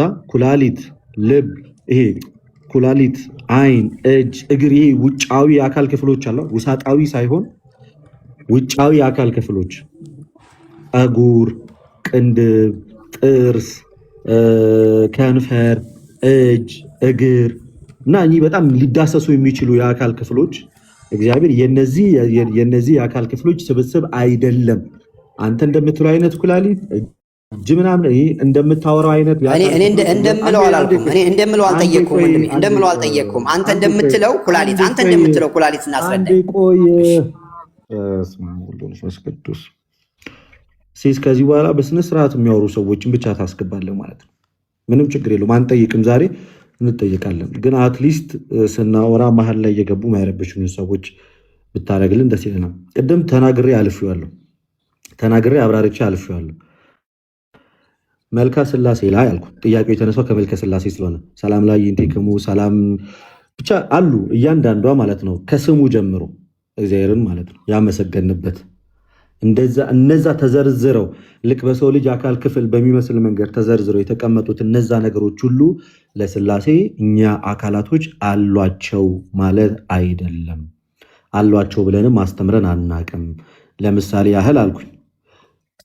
ያህል እግዚአብሔር አይን አለው ስንል ይሄ ብትወጋው የሚፈርጥ እንደ ሰው እንባ የሚያወጣ የሆነ አዋራ ቢገባበት ሊያስለቅስ የሚችል አይን አለው ለማለት አይደለም። እግዚአብሔር ሰዎችን ያያል፣ ከሱ የሚሰወር ማንም ሰው የለም የሚለውን ነገር ለማስረዳት ነው። ጆሮ ተብሎ ሲነገር እግዚአብሔር የሁሉን ሰዎች ጸሎት ይሰማል። እጅ ቢባል እግዚአብሔር የሰው ልጆችን መያዝ ይችላል። የጠየቅኩን ብቻ ስፔሲፊክ አትመልስም ልደት አይደለም። በምትፈልገው መንገድ አይደለም። እኔ የጠየቅኩን የኩላሊት መንፈሳዊም አድርገው ስጋዊም አድርገው ኩላሊት ምንድነው አገልግሎቱ ለእግዚአብሔር? ኩላሊት አለው ስትል እሱን አሳየኝ። ወደ ሌላ ሰው ወይ መልስ ከሌለ መልስ የለም በለና ወደ ሌላ እንቀጥል። ችግር የለውም። እሺ ሌላ ወንጌል አማኞች ጥያቄ ያለው ወንጌል አማኝ ካለ ሰሞኑን በተነሳ አዳምጥ ሰው ጋር ማወያየት እንችላለን። ሰሞኑን ይጠየቅ እንጂ ሴስ እሱ የሚጠየቅ እንደዚህ ጮሆብን ሊወርድ ነው እንዴ? ደሱ ተጠየቀ። ቅድሙ ጥያቄ ጠይቁ። አረ በደንብ የፈለከው ጠይቀኝ። ታላቁን አስገባልኝ። ሲስ ጠይቁኝ። ታች ሎረድኔና ወርደኝና ታላቁ ይገባል። መዲ ችግር የለም። እኔ ወርዳለሁ፣ ችግር የለም። ታላቁን አስገባ። ገድ ማን ነው የሚጠይቀው? ጠያቂ ቀጥል። ጠይቀው ደረስሻ ጠይቀው። አንዴ ልደል ጠይቅ። ቀደም ጠይቄ ነበር። የፈለከውን ጠይቅ ወንድምነት እና ቀስ በል ደሱ ትንሽ ድምጽ ከፍ ያለ ነው። ሰላም ብያለሁ፣ ግን ሁላችሁም ይቅርታ በጣም በዚህ አጋጣሚ ከታች ወንጌል አማኞች በዚህ ሰሞኑን በተነሳው ርዕሰ ጉዳይ ላይ ጄኒዊሊ በቅንነት መጠየቅ የምትፈልጉ ወንጌል አማኞች ገብታችሁ የኦርቶዶክሳውያንን የአካል ትምህርት መጠየቅ መሞገት ትችላላችሁ። ይኸው በዚህ ርዕስ ለምንድን ነው የማከፍተው? ለእኛ ሲሆን ብቻ ነው የምከፍተው አላችሁ። ይኸው በዚህ ርዕስ ማንኛውንም ጥያቄ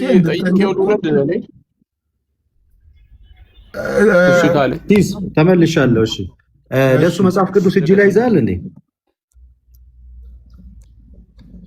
ደሱ መጽሐፍ ቅዱስ ይዛል ባይዘዌ ይሄንን መጥቶ እንዲጠይቅ የሚገርማችሁ ነገር ከቅድም ጀምሮ ብያለሁ። ማንኛውም ሰው ከኤርሚያስ ጨምሮ ለማንኛውም ሰው ሼር አድርጉ።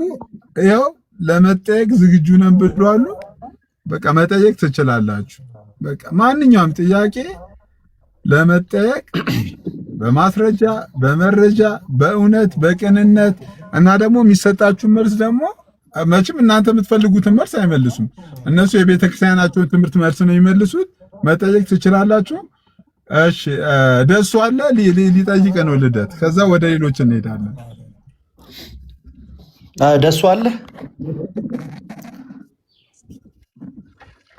ደሱ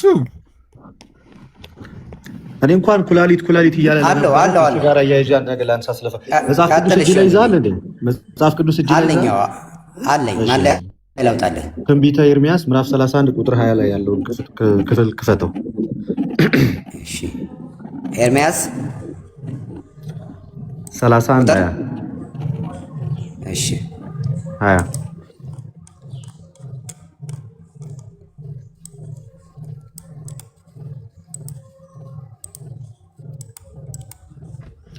እኔ ቤት አይመጣም፣ ችግር የለውም። የኔ ቤት እኮ ከሱ ቤት ይበልጣል። አዲስዬ ከኤርሚያስ ቤት እኮ የኔ ቤት ይመጣል። አይ ጥያቄ ካለ ለማለት ሲፈለግ ኩላሊት ስንል ማለት በመልካ ስላሴ ላይ ልክ በሰው ልጅ አንቀጽ እንዳስቀመጥ ነው አድርገህ ልታላግጥ አይደል? ጥያቄ ናገረሽ። አንብበው መጀመሪያ። አረ በዚህ ጋር እንገለጥ አታርጉ ባካችሁ። ለእኔ የከበረ ልጅ ነውን? ሲፈልገው ነገር መጥቶ መጠየቅ ይችላል። ሲሳንዴ የሚዩት አድርገን አንብበው። በእውነት ኤፍሬም ለእኔ የከበረ ልጅ ነውን? ወይስ የተወደደ ሕፃን ነውን?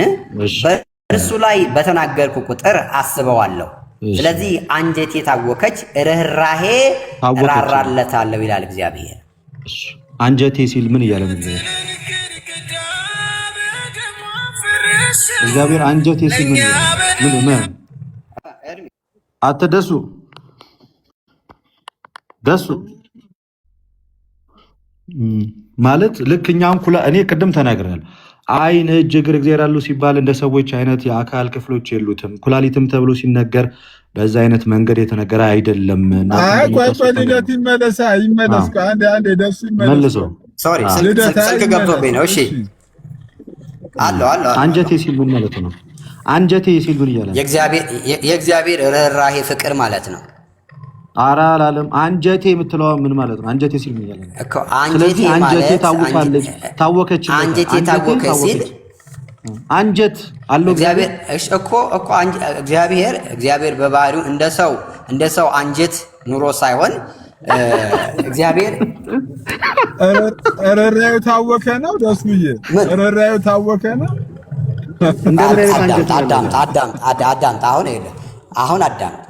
አንጀቴ ታወከች ሲል እግዚአብሔር እንደ ሰው ሆዱ ተላውሶ ወይም በድንገተኛ ስሜት ተገፍቶ አዘነ ማለት ሳይሆን ይልቁንም መለኮታዊ ባህሪውን፣ ይቅር ባይነቱን፣ ሁልጊዜም ደግሞ ለሰው ልጆች የተዘጋጀ መሆኑን የሚያሳይ ሰውኛ መግለጫ ነው። የማንን ማብራሪያ ላሳይ? ከዚህ የተለየ ትርጉም አለ? ከዚህ የተለየ ትርጉም አለ? እንደዚህ ብሎ የተረጎመ አምጣና አሳየኝ። ከዚህ የተለየ ትርጉም አለ ወይ? አይደለም። ከዚህ የተለየ ትርጉም አለ ወይ? የለም አይደለም ያልኩት። እንደዚህ ብሎ ያብራራ ማስረጃ አምጣ ነው ያልኩት። እሺ የማንን ላውጣለህ? ከማን ላውጣለህ? ከኔ ጋርም ስለተከራከረ ነው። ቅድም ቆይ ማለት አንጀት ሊትራል አንጀት የለውም አንጀት አለው እያለ አይደለም አይደል? አንጀት አለው ግን እያለ አይደለም። እዚህ ክፍል ላይ ደሱ እግዚአብሔር እንደሰው ልጆች አንጀት አለው ማለት እኔ እኮ ይኸውልህ ወንድምነት እኛ ቅድም ጀምሬ ስናገር አንዴ እኛ እንደዛ ብለን አናቅም። አማናዊ አንጀት ብለንም አናቅም፣ ልንልም አንችልም። እኛ እኮ ሌላ ማስረጃዎች እሰጣለሁ። እግዚአብሔር ቆይ አንዴ ስማኝ፣ ልደተ ቃል አንዴ ስማኝ አይደለም አንዴ ቆይ፣ እኔ ነኝ እኮ ጠያቂው። ስለዚህ እግዚአብሔር ለሰው ልጆች ያሉት አይነት አማናዊ የአካል ክፍል ተደርጎ እንደሚቀመጠው አንጀት እንደዛ አይነት አለው እያለ ነው ያ ክፍል የለውም። እንደዛ ያለ እግዚአብሔር የለውም። እግዚአብሔር እንደሱ የለውም። እንደዛ እያለ ነው ወይ? በደምብ ስማኝ፣ እንደሱ የለውም። እግዚአብሔር እንደሰው ያለ እንትን የለውም። እንደሰው ያለ አንጀት ለዛ ነው እግዚአብሔር። ስለዚህ አንጀት ሲል በቀጥታ እግዚአብሔር አንጀት አለው ማለት አይደለም። እየተቃወምኩ ያለሁት እኮ ልደተ ቃል እየተቃወምኩ ያለሁት አንዴ አዳምጠኝ ልስማህና እሰማሃለሁ። እሺ ቀጥል። አንጀት አለው ሲል ልክ አንጀቴ ሲል እግዚአብሔር አንጀት ይላል። የሰራዊት ጌታ እግዚአብሔር ሲል አንጀቴ ሲል እግዚአብሔር ልክ የሰው ልጆች ያላቸው አይነት አንጀት የሚለውን ቃሉን ተጠቅሙታል አይደለም? ቃል በቃል ለኛ ይሄ የሰውነት ክፍል የሰው ልጆች ያላቸውን የሰውነት ክፍል እግዚአብሔር ጠርቶ አንጀቴ ብሎታል። ስለዚህ ያ ማለት እግዚአብሔር ወይም በስላሴ አካላት ዘንድ ስላሴ አንጀት አላቸው ማለት ነው አይደለም? ማለት አይደለም አይደል? ደሱ ሊትራሊ አንጀት አላቸው ማለት አይደለም። በደንብ እንደሰማሁ አዳምጠኝ፣ አታቋርጠኝ። ስለዚህ እግዚአብሔር አንጀቴ ሲል እግዚአብሔር እንደኛ እንደሰው ያለ አንጀት ተገጥሞለት እንደዛ ያለ አንጀት አለው ማለት ሳይሆን የሰው ልጅ ሊረዳበት በሚችለው በእኛ ቋንቋ ሊትራሊ የሆነ ነው። ሊትራሊ ነው እኛ የምንረዳው እንጂ ትክክለኛ ወይም እውነተኛ አካል እውነተኛ አንጀት አለው አንልም። ለምሳሌ ተምሳሌያዊ የሆነ እኛ ሊገባን በሚችል ይኸውልህ ተምሳሌያዊ የሆነ አገላለጽ እኛ ለምሳሌ ምሳሌያዊ ልክ እኛ ሊረዳ ሊገባን በሚችል ሁኔታ ላይ ለእኛ የተገለጠበትን ነው የሚያሳየው። ልክ እንደዚህ እንዲያልኩ ግን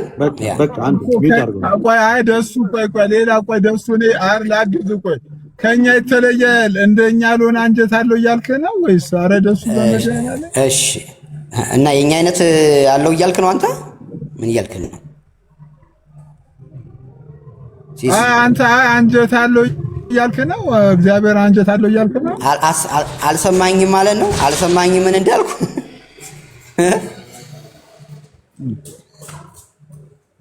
እኮ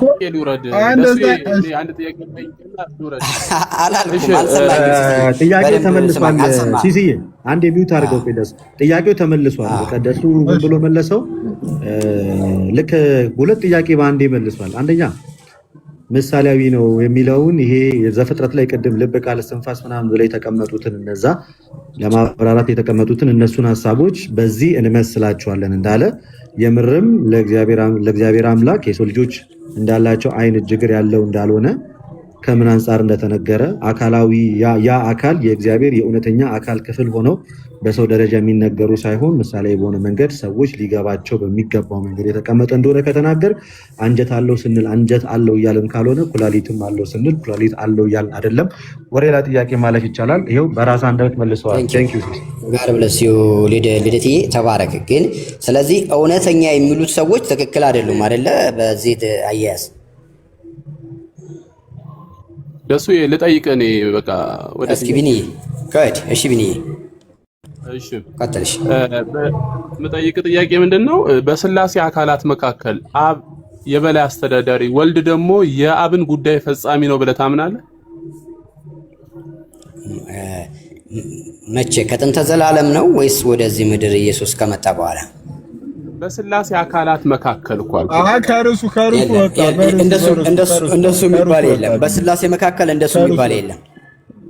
የለም ቢኖር የክርስትና ከርሱ ሲሲ አንዴ ሲሲ ከርሱ ወጣ ቢል ሰዎች ችግር የለም ይውጣ። ሰው አንደኛ ቆይ አንዴ ትልቁ ላይ አድርገኝ ሰዎች ሲስ ቆይ አንዴ ትልቁ ላይ አድርገኝ የምታወጣው ልንገርህ።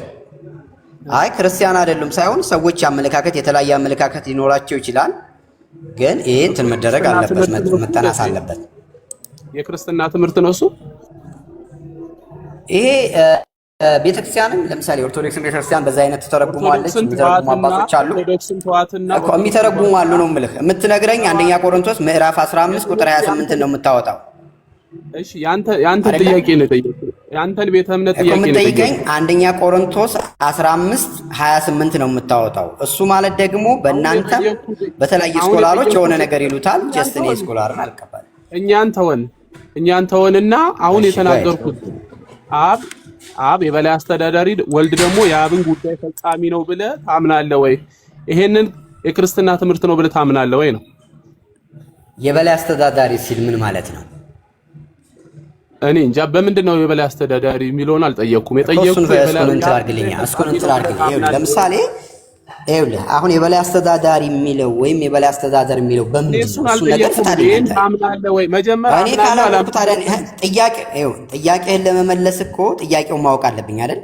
ስለዚህ የበላይ አስተዳደር ነው ስትለኝ ምን እያልከኝ ነው? እንዴ የበላይ አስተዳዳሪ ነው ብለህ ታምናለህ ወይ? ምን ማለት ነው እኮ የበላይ አስተዳዳሪ ማለት ምን ማለት ነው? እሱን ኢንተርፕሬት አድርግልኝ። የበላይ አስተዳዳሪ ነው ማለት ነው። የበላይ አስተዳዳሪ ማለት በቃ ወልድ ደግሞ የአብ ጉዳይ ፈጻሚ ነው ማለት ነው። የአብ ጉዳይ የበላይ አስተዳዳሪ ማለት የአብ ጉዳይ ፈጻሚ ማለት ነው። ኖ የአብ ጉዳይ ፈጻሚ ማለት ሳይሆን የበላይ አስተዳዳሪ ማለት አብና መንፈስ ቅዱስን የሚያዛቸው ማለት ነው።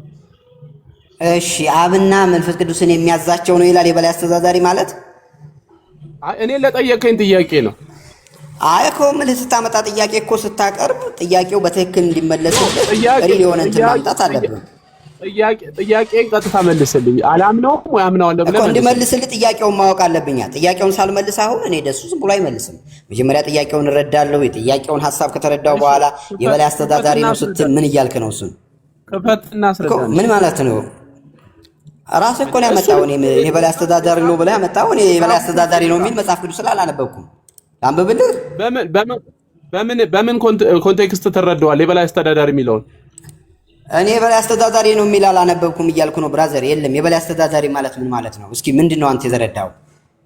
እሺ ትልቁ ላይ አድርገኝና ቪዲዮ ልክፈትለት ይችላል። አይደለም እኔ ራስህን ንገረኝ እንጂ ራስህን ንገረኝ። የበላይ አስተዳዳሪ ነው የበላይ አስተዳዳሪ የሚል አላነበብኩም አላልክም? ላሳየህ እኮ ምን እያልክ ነው? የበላይ አስተዳዳሪ ስትል መጀመሪያ ተርጉምልኝ። እኔ አልተረጉምልኝ አስተርጉም ቢንዬ ሳዳ ሳታውቀው እንዴት ጥያቄ ትጠይቃለህ? ጥያቄ እኮ ለመጠየቅ ቆይ ጥያቄ ለመጠየቅ እኮ ማወቅ ያስፈልጋል አይደል? አንዴ ላንብብልህ አንዴ። እሺ በኢየሱስ እማታውቀውን ትጠይቃለህ? በስላሴ አካላት መካከል አንዴ ልጠይቅህና ከዛ ትመልስልኛለህ። በስላሴ አካላት መካከል አብ የበላይ አስተዳዳሪ ነው፣ ወልድ ደግሞ የአብን ፍቃድ የሚፈጽም ነው። ለምሳሌ በፍጥረት በድነት ጊዜ ይሄው በፍጥረትና በድነት ጊዜ ምን ማለት ነው? እሱ እስኪ በፍጥረት ጊዜ ምን ማለት ነው? ሲፈጥር ማለት ነው። ሲፈጥር ምን አደረገ? እስኪ ከላይ ጀምረህ እስኪ አንብበው። ከሱ ወልድ የሚለው ጀምረህ ከቁጥር 15 ቁጥር 28 ጀምረህ አንብበው። ወልድ ራሱ የሚለው ከሱ ጀምረህ አንብብልኝ። እቀጥላለሁ። ሂድ ወልድ ቁጥር 15 ጀምረህ ይዘ ሂድ 28 ላይ አንብብ። ወልድ ብለህ እጅ ላይ ወደ ላይ የቱ ጋር? ቁጥር 28 ላይ ከሱ ጀምረህ አንብበው። ቁጥር 28 አዎ ሐሳቡ እንዴት ነው? ወልድ ራሱ ይላል አይደል? ሂድ ቀጥል። እሱ ጋር ይሄው በአብ ወልድ ደግሞ ቀጥላ ይሄ በወልድ ይሄን ነው ቁጥር 28 ላይ አይታይም? ወልድ ራሱ እኔ እንኳን እያየሁት ነው። ወልድ ራሱ የሚለው ቁጥር 28 ላይ ይሄ ከላይ አዎ ከሱ ጀምረህ ሲቀጥል ከሱ ነው የሚጀምረው ሐሳቡ። እሺ ወልድ ራሱ ለራሱ ይገዛል፣ ወልድም ለአብ የሚገዛቸው በአስተዳደር ረገድ ሲሆን አብ ሁሉን ነገር ካስገዛለት በኋላ እርሱ ደግሞ የአስተዳደሩ ራስ ለሆነው ለእግዚአብሔር አብ ለእግዚአብሔር አብ ነገር መልሶ ያስረክባል። እንዲሁም ሲባል ወልድ በማንኛውም ረገድ ከአብ ያንሳል ማለት አይደለም። ሶስቱም የሥላሴ አካላት በመለኮት በክብር እኩል ናቸው። እዚህ ላይ የተጠቀሰው ድገመው እሱን ሶስቱም አካላት ምን አለ? ድገመው እስኪ። ሶስቱም አካላት የሚለውን አይደለም። ጥያቄ ታች ጋር ነው እኮ። አይ እሱን ጨርሰው መጀመሪያ። ሶስቱን አካላት በመለኮት በባህሪ በአገዛዝ በስልጣን ስንት ናቸው ነው የሚልህ? እኩል ናቸው፣ አንድ ናቸው ይላል አይደል? በቃ አንድ ናቸው። እሱ ጋር ጥያቄ የለም። ስለዚህ አብ እንዴት አስተዳዳሪ ተባለ ነው አይደለ? እሱ ጋር ጥያቄ አሁን በምንድን ነው? አዳምጠኝ እሺ። ጥቅሱን እናንበው። አንደኛ ቆሮንቶስ ምዕራፍ 15 ቁጥር 28 ነው። ምናልባት በአንተ አንድምታው ካለ እሱን ብታነበው ደስ ይለኛል። እያወራ ያልቆይ አንድምታው ላውጣልህ። የኦርቶዶክስን አንድምታውን አንዴ ላውጣልህና በራስህ እንድትመልስ ማለት ይቅርታና ለምን ነው በፕሮቴስታንቱ አንድምታ የማታብራራው? ደሱ በአንተው ቤተ እምነት ትርጓሜ ለምን አታብራራ? አይ የኔንማ እኮ የኔን እንትን ስላልከው ያንተን ደግሞ ያንተን አቅርብልኝ፣ ያንተን እንስማው። በአንተ ፍታ። የኔንማ ከሰማኸው ከመጀመሪያው ምን እሺ ትልቁ ለማፍታት የኔንማ እሱ እኮ ያዘው ነው። የኔንማ ያዘው እኮ ነው ያነበበው ነው። አንደኛው እሱ ነው። የትኛው ያንተ ትርጓሜ ላይ ያለው? እሱ ጋር ያወራ እሱ አንደኛው ያነበበው እሱ እኮ ነው። የኛን ነው ያነበበው። የመጽሐፍ እሱ የትርጓሜ ተቀበለው ነው ያነበበው። ትርጓሜ እምቀበለዋለኝ ማልቀበለዋለኝ ትክክለኛ የሆኑ ትርጉሞች ላይ አንዳንዶቹ በልዩነት ይቀበላሉ፣ አንዳንዶቹ ይቀበላቸዋሉ። የኔ ትርጉም ነው እኮ አልክ። ይሄ ነው የምቀበለው ትርጉም ነው፣ የኛ ትርጉም ነው አልክ እኮ። የኛ መጽሐፍ ነው እሱ ጋር አሁን ምንም ችግር የለበትም ነው እያልኩ ያለሁት። አሁን ይሄ እዚህ ርዕስ ላይ ምንም አይነት ችግር የለበትም። ከመጀመሪያው ጀምረህ ስታነበው እያወራ ያለው ፈንክሽናሊቲ ነው እያወራ ያለው። ስለዚህ ትቀበለዋለህ ይሄን ትርጉም በደንብ። እሱ ጋር ምንም ችግር የለበትም እሱ ላይ። የቱ ጋር ነው ችግር ያለበት ትርጉሙ? ምናልባት ሌላ ችግር ካለ እኔ እስካሁን ችግር ያላገኘሁም፣ ካገኘሁኝ የምቀበለዋለህ አልመቀበለው የለም። እዚህ ትርጉም ውስጥ እኮ አልክ እኮ ደሱ እኮ ይኸውልህ፣ እዚህ ትርጉም ላይ እኔ ስቀበል እያልኩ ነው። አሁን እዚህ ላይ ምንም ስህተት የለበትም። ምናልባት አጋጣሚ ስህተት ቢኖር ማጥንያ እኮ እሺ፣ አዳምጠኝ ያሬዲ። የማልቀበለው በሺ ቀጥሎሽ ተባረክ። አይ ኖ ደስዋ፣ እኔ እኮ እሱ ሳይሆን ኮንፊውዝ አረከኝ እንጂ እኔ መሀል መግባት ፈልጌ አይደለም። አሁን ሲያሳየህ የሰው አስተያየት ነው አልቀበልም ስትለው ነበረ ቅድም። አሁን ደግሞ ዳኒ ገብቷል። እኔ እረፍት ላድርግ። ዳኒ ይቀጥል። አንዴ ደስዋ፣ እኔ ገባሁበት ጥያቄ ለነገሩ አንዴ ደሱ አንዴ ዳኒ ፕሊዝ አንዴ ዳኒ ቤቱን ነው ከይቅርታ ጋር ያሬዶ እንኳን ደህና መጣ። ያሬዲ እንዴት ነህ? ደህና ነህ ወይ? እግዚአብሔር ይመስገን። ሲሶዋ ሰላም ይሁንላችሁ። አለሁ ሰላም ክርስቶስ ከኔ እንኳን ተጋሪውን። ወደ ተነሳንበት ጥያቄ ርዕስ እንመለስ። ወደ ርዕሱ ልመልሳችሁ። ያው ሰሞኑ የጠየቀውን ጥያቄ እንመልሳ ብራዘር። አሁን ዳኒ አይደለም ዳኒ እሱ እኔ ቢኒያም ራሱ ከርዕሱ ውጭ ይጠይቃል እያልኩት ነው። ቢኒያም ልፍቀድለት ብዬ የፈቀድኩት እኔ ርዕሱን አየሁ። ለምሳሌ የኦርቶዶክሳውያን የአካላት ማብራሪያ ስለ አካል ሲያብራሩ ትክክል አይደሉም፣ ተሳስተዋሉ። ስለ አካል ሲተረጉሙ ትክክል አይደሉም የምትለው ጥያቄ ካለ ወንጌል አማኞች ግቡና ይሄው ሞግቱ ጠይቋቸው ብዬ ነው ቤት የከፈትኩት። ኦርቶዶክስ አካል የሚዳሰስ ግዝፍ አካል አለው ብላ አታምንም። ኦፊሻሊ አንዳንድ መጽሐፍቶች አሉ አዋልድ ናቸው። ከዛ በተረፈ ኦፊሻሊ ግዝፍ አካል አለው ብላ ኦርቶዶክስ አታምንም። ደሱ ታምናለች ብሎ እስካሁን ሲከራከር ነበር። ደሱ እንደዛ ነው እስከማውቀው ድረስ ይሄ ኦፊሻል መጽሐፍቶች ትልልቆቹ መጽሐፍቶች ግዝፈ አካል የሚለውን ኦርቶዶክስ ታምናለች ብዬ አላምንም። ግን ትንሾቹ መጽሐፍቶች ምናምን ስላሴ የሚባል መጽሐፍ አሳይተውኛል። እነሱ መጽሐፍቶች ላይ ቼክ አድርጉት። አንብቤ ያለው ቪዲዮ ላይ መጽሐፍቶቹ ግን የሉኝም። ስለዚህ ኦፊሻሊ እንደማታምን ነው የማውቀው። መጽሐፍ አሁን እንትላ ምናልባት እንትላ ይኖረዋል፣ መዝሙረ ያሬድ ይኖረዋል። መጽሐፈ ሚላድ ዘወርሃ ግንቦት ላይ የተጠቀሳለ ምናልባት እሱን ቢያወጣልን ራሱ ደስ ይለኛል። እዛ ላይ በአዳም ላይ ያለው መልክ ሁሉ ይላል። በአዳም ላይ ያለው መልክ ሁሉ በአብና በወልድ በመንፈስ ቅዱስ አለ። ራስም ቢሆን ገጽም ቢሆን ጆሮም ቢሆን ዓይንም ቢሆን አፍንጫም ከንፈርም ቢሆን እጆችም እግሮችም ቢሆኑ ለአብና ለወልድ መንፈስ ቅዱስም ሙሉ አካል አላቸው የሚል አለ። ምናልባት እሱ እኔ መጽሐፍ ስለዚህ ስክሪንሾት ስለሆነብኝ ነው። ችግር የለውም። እነዚህ ሁሉ በመጽሐፍ ቅዱስ አልተጠቀሱም። አሁን የተዘረዘካቸው መጽሐፍ ቅዱስ ተጠቅሶ አልተጠቀሱም። ለእግዚአብሔር ተጠቅሶ አልተጠቀሱም። በምሳሌያዊ ከሆኑ ልንጠቀም እንችላለን። ግን ያልኩት እኔ ያልኩት መቼም ከመጽሐፈ ሚላድ በፊት መጽሐፍ ቅዱስ ይጠቅማል። በአዳም ላይ ያለው ሁሉ አይልም አይደል? መቼም ደሱ አሁን የዘረዘርካቸው ለእግዚአብሔር በመጽሐፍ ቅዱስ ተቀምጧል አልተቀመጡም? አይ የአዳም አይነት አይደለም። በመጽሐፍ የተጠቀሱት በሙሉ የአዳም አይነት አይደለም። የጠየኩ ጥያቄ የሰው ልጆች በሚገለጡበት መልኩ የሰው ልጆች የሰውነት ክፍል ወይም የአካል ክፍል በሚገለጥበት መልኩ ያንን ክፍሎች ለሰው ልጆች ክፍሎች ተብሎ የሚነገሩትን ለእግዚአብሔርም በዛ መልኩ ተቀምጧል አልተቀመጠም? በመጽሐፍ ቅዱስ ላይ አይ የለም፣ ብዙ ያልተጠቀሱ አሉ። ለምሳሌ አፍንጫ አልተጠቀሰም። መዝሙረ ዳዊት ልስጥቆ አንዴ ደሱ መዝሙረ ዳዊት መዝሙር 11 ቁጥር 4 ላይ አንድ ይስማኝ። እግዚአብሔር በተቀደሰው መቅደሱ ነው፣ እግዚአብሔር ዙፋኑ በሰማይ ነው። ዓይኖቹ ወደ ድሃ ይመለከታሉ፣ ቅንድቦቹም የሰው ልጆችን ይመረምራሉ ይላል። ዓይንና ቅንድ የሚነገረው ለማን ነው? እነዚህም ለሰው ልጅ ይነገራል፣ ለእግዚአብሔር ደግሞ የሚነገርለት ኮንቴክስት ቋንዴ ደሱ እኔ የጠየኩ ጥያቄ ዓይንና ቅንድ የሚነገረው ለማን ነው? ለሰው ልጅ። እሺ እዚህ ጋር ለእግዚአብሔር ለምን ተነገረ? እግዚአብሔር ቅንድብ ስላለው ነው? ዓይን ስላለው ነው እኮ። እሱ ሊትራሊ ነው የምልህ። እሱ እኮ ሊትራሊ ነው። እግዚአብሔር ዓይን አለው ጆሮ አለው ስንል ምሳሌያዊ የሆነ እኛ ሊገባን በሚችል ሁኔታ ለኛን ለማስረዳት ነው። ሊትራል ማለት ምሳሌ ማለት ደሱ ይሄ ሪል የሆነ እንትን የለውም እንደኛ ይሆናል። ሊትራል ማለት ደሱ ሊትራል ማለት ምሳሌ ማለት አይደለም። አማናዊ አይደለም አይደል እኮ ሊትራል እውነተኛ አይደለም። ስለዚህ እውነተኛ አይደለም ካልን ደሱ የምር ግን ደሱ ቅንድቦቹ ይላል። እስቲ እሱ ነበርኩ መጠየቅ የነበረብህ። እሺ ታላቁ ቀጥል።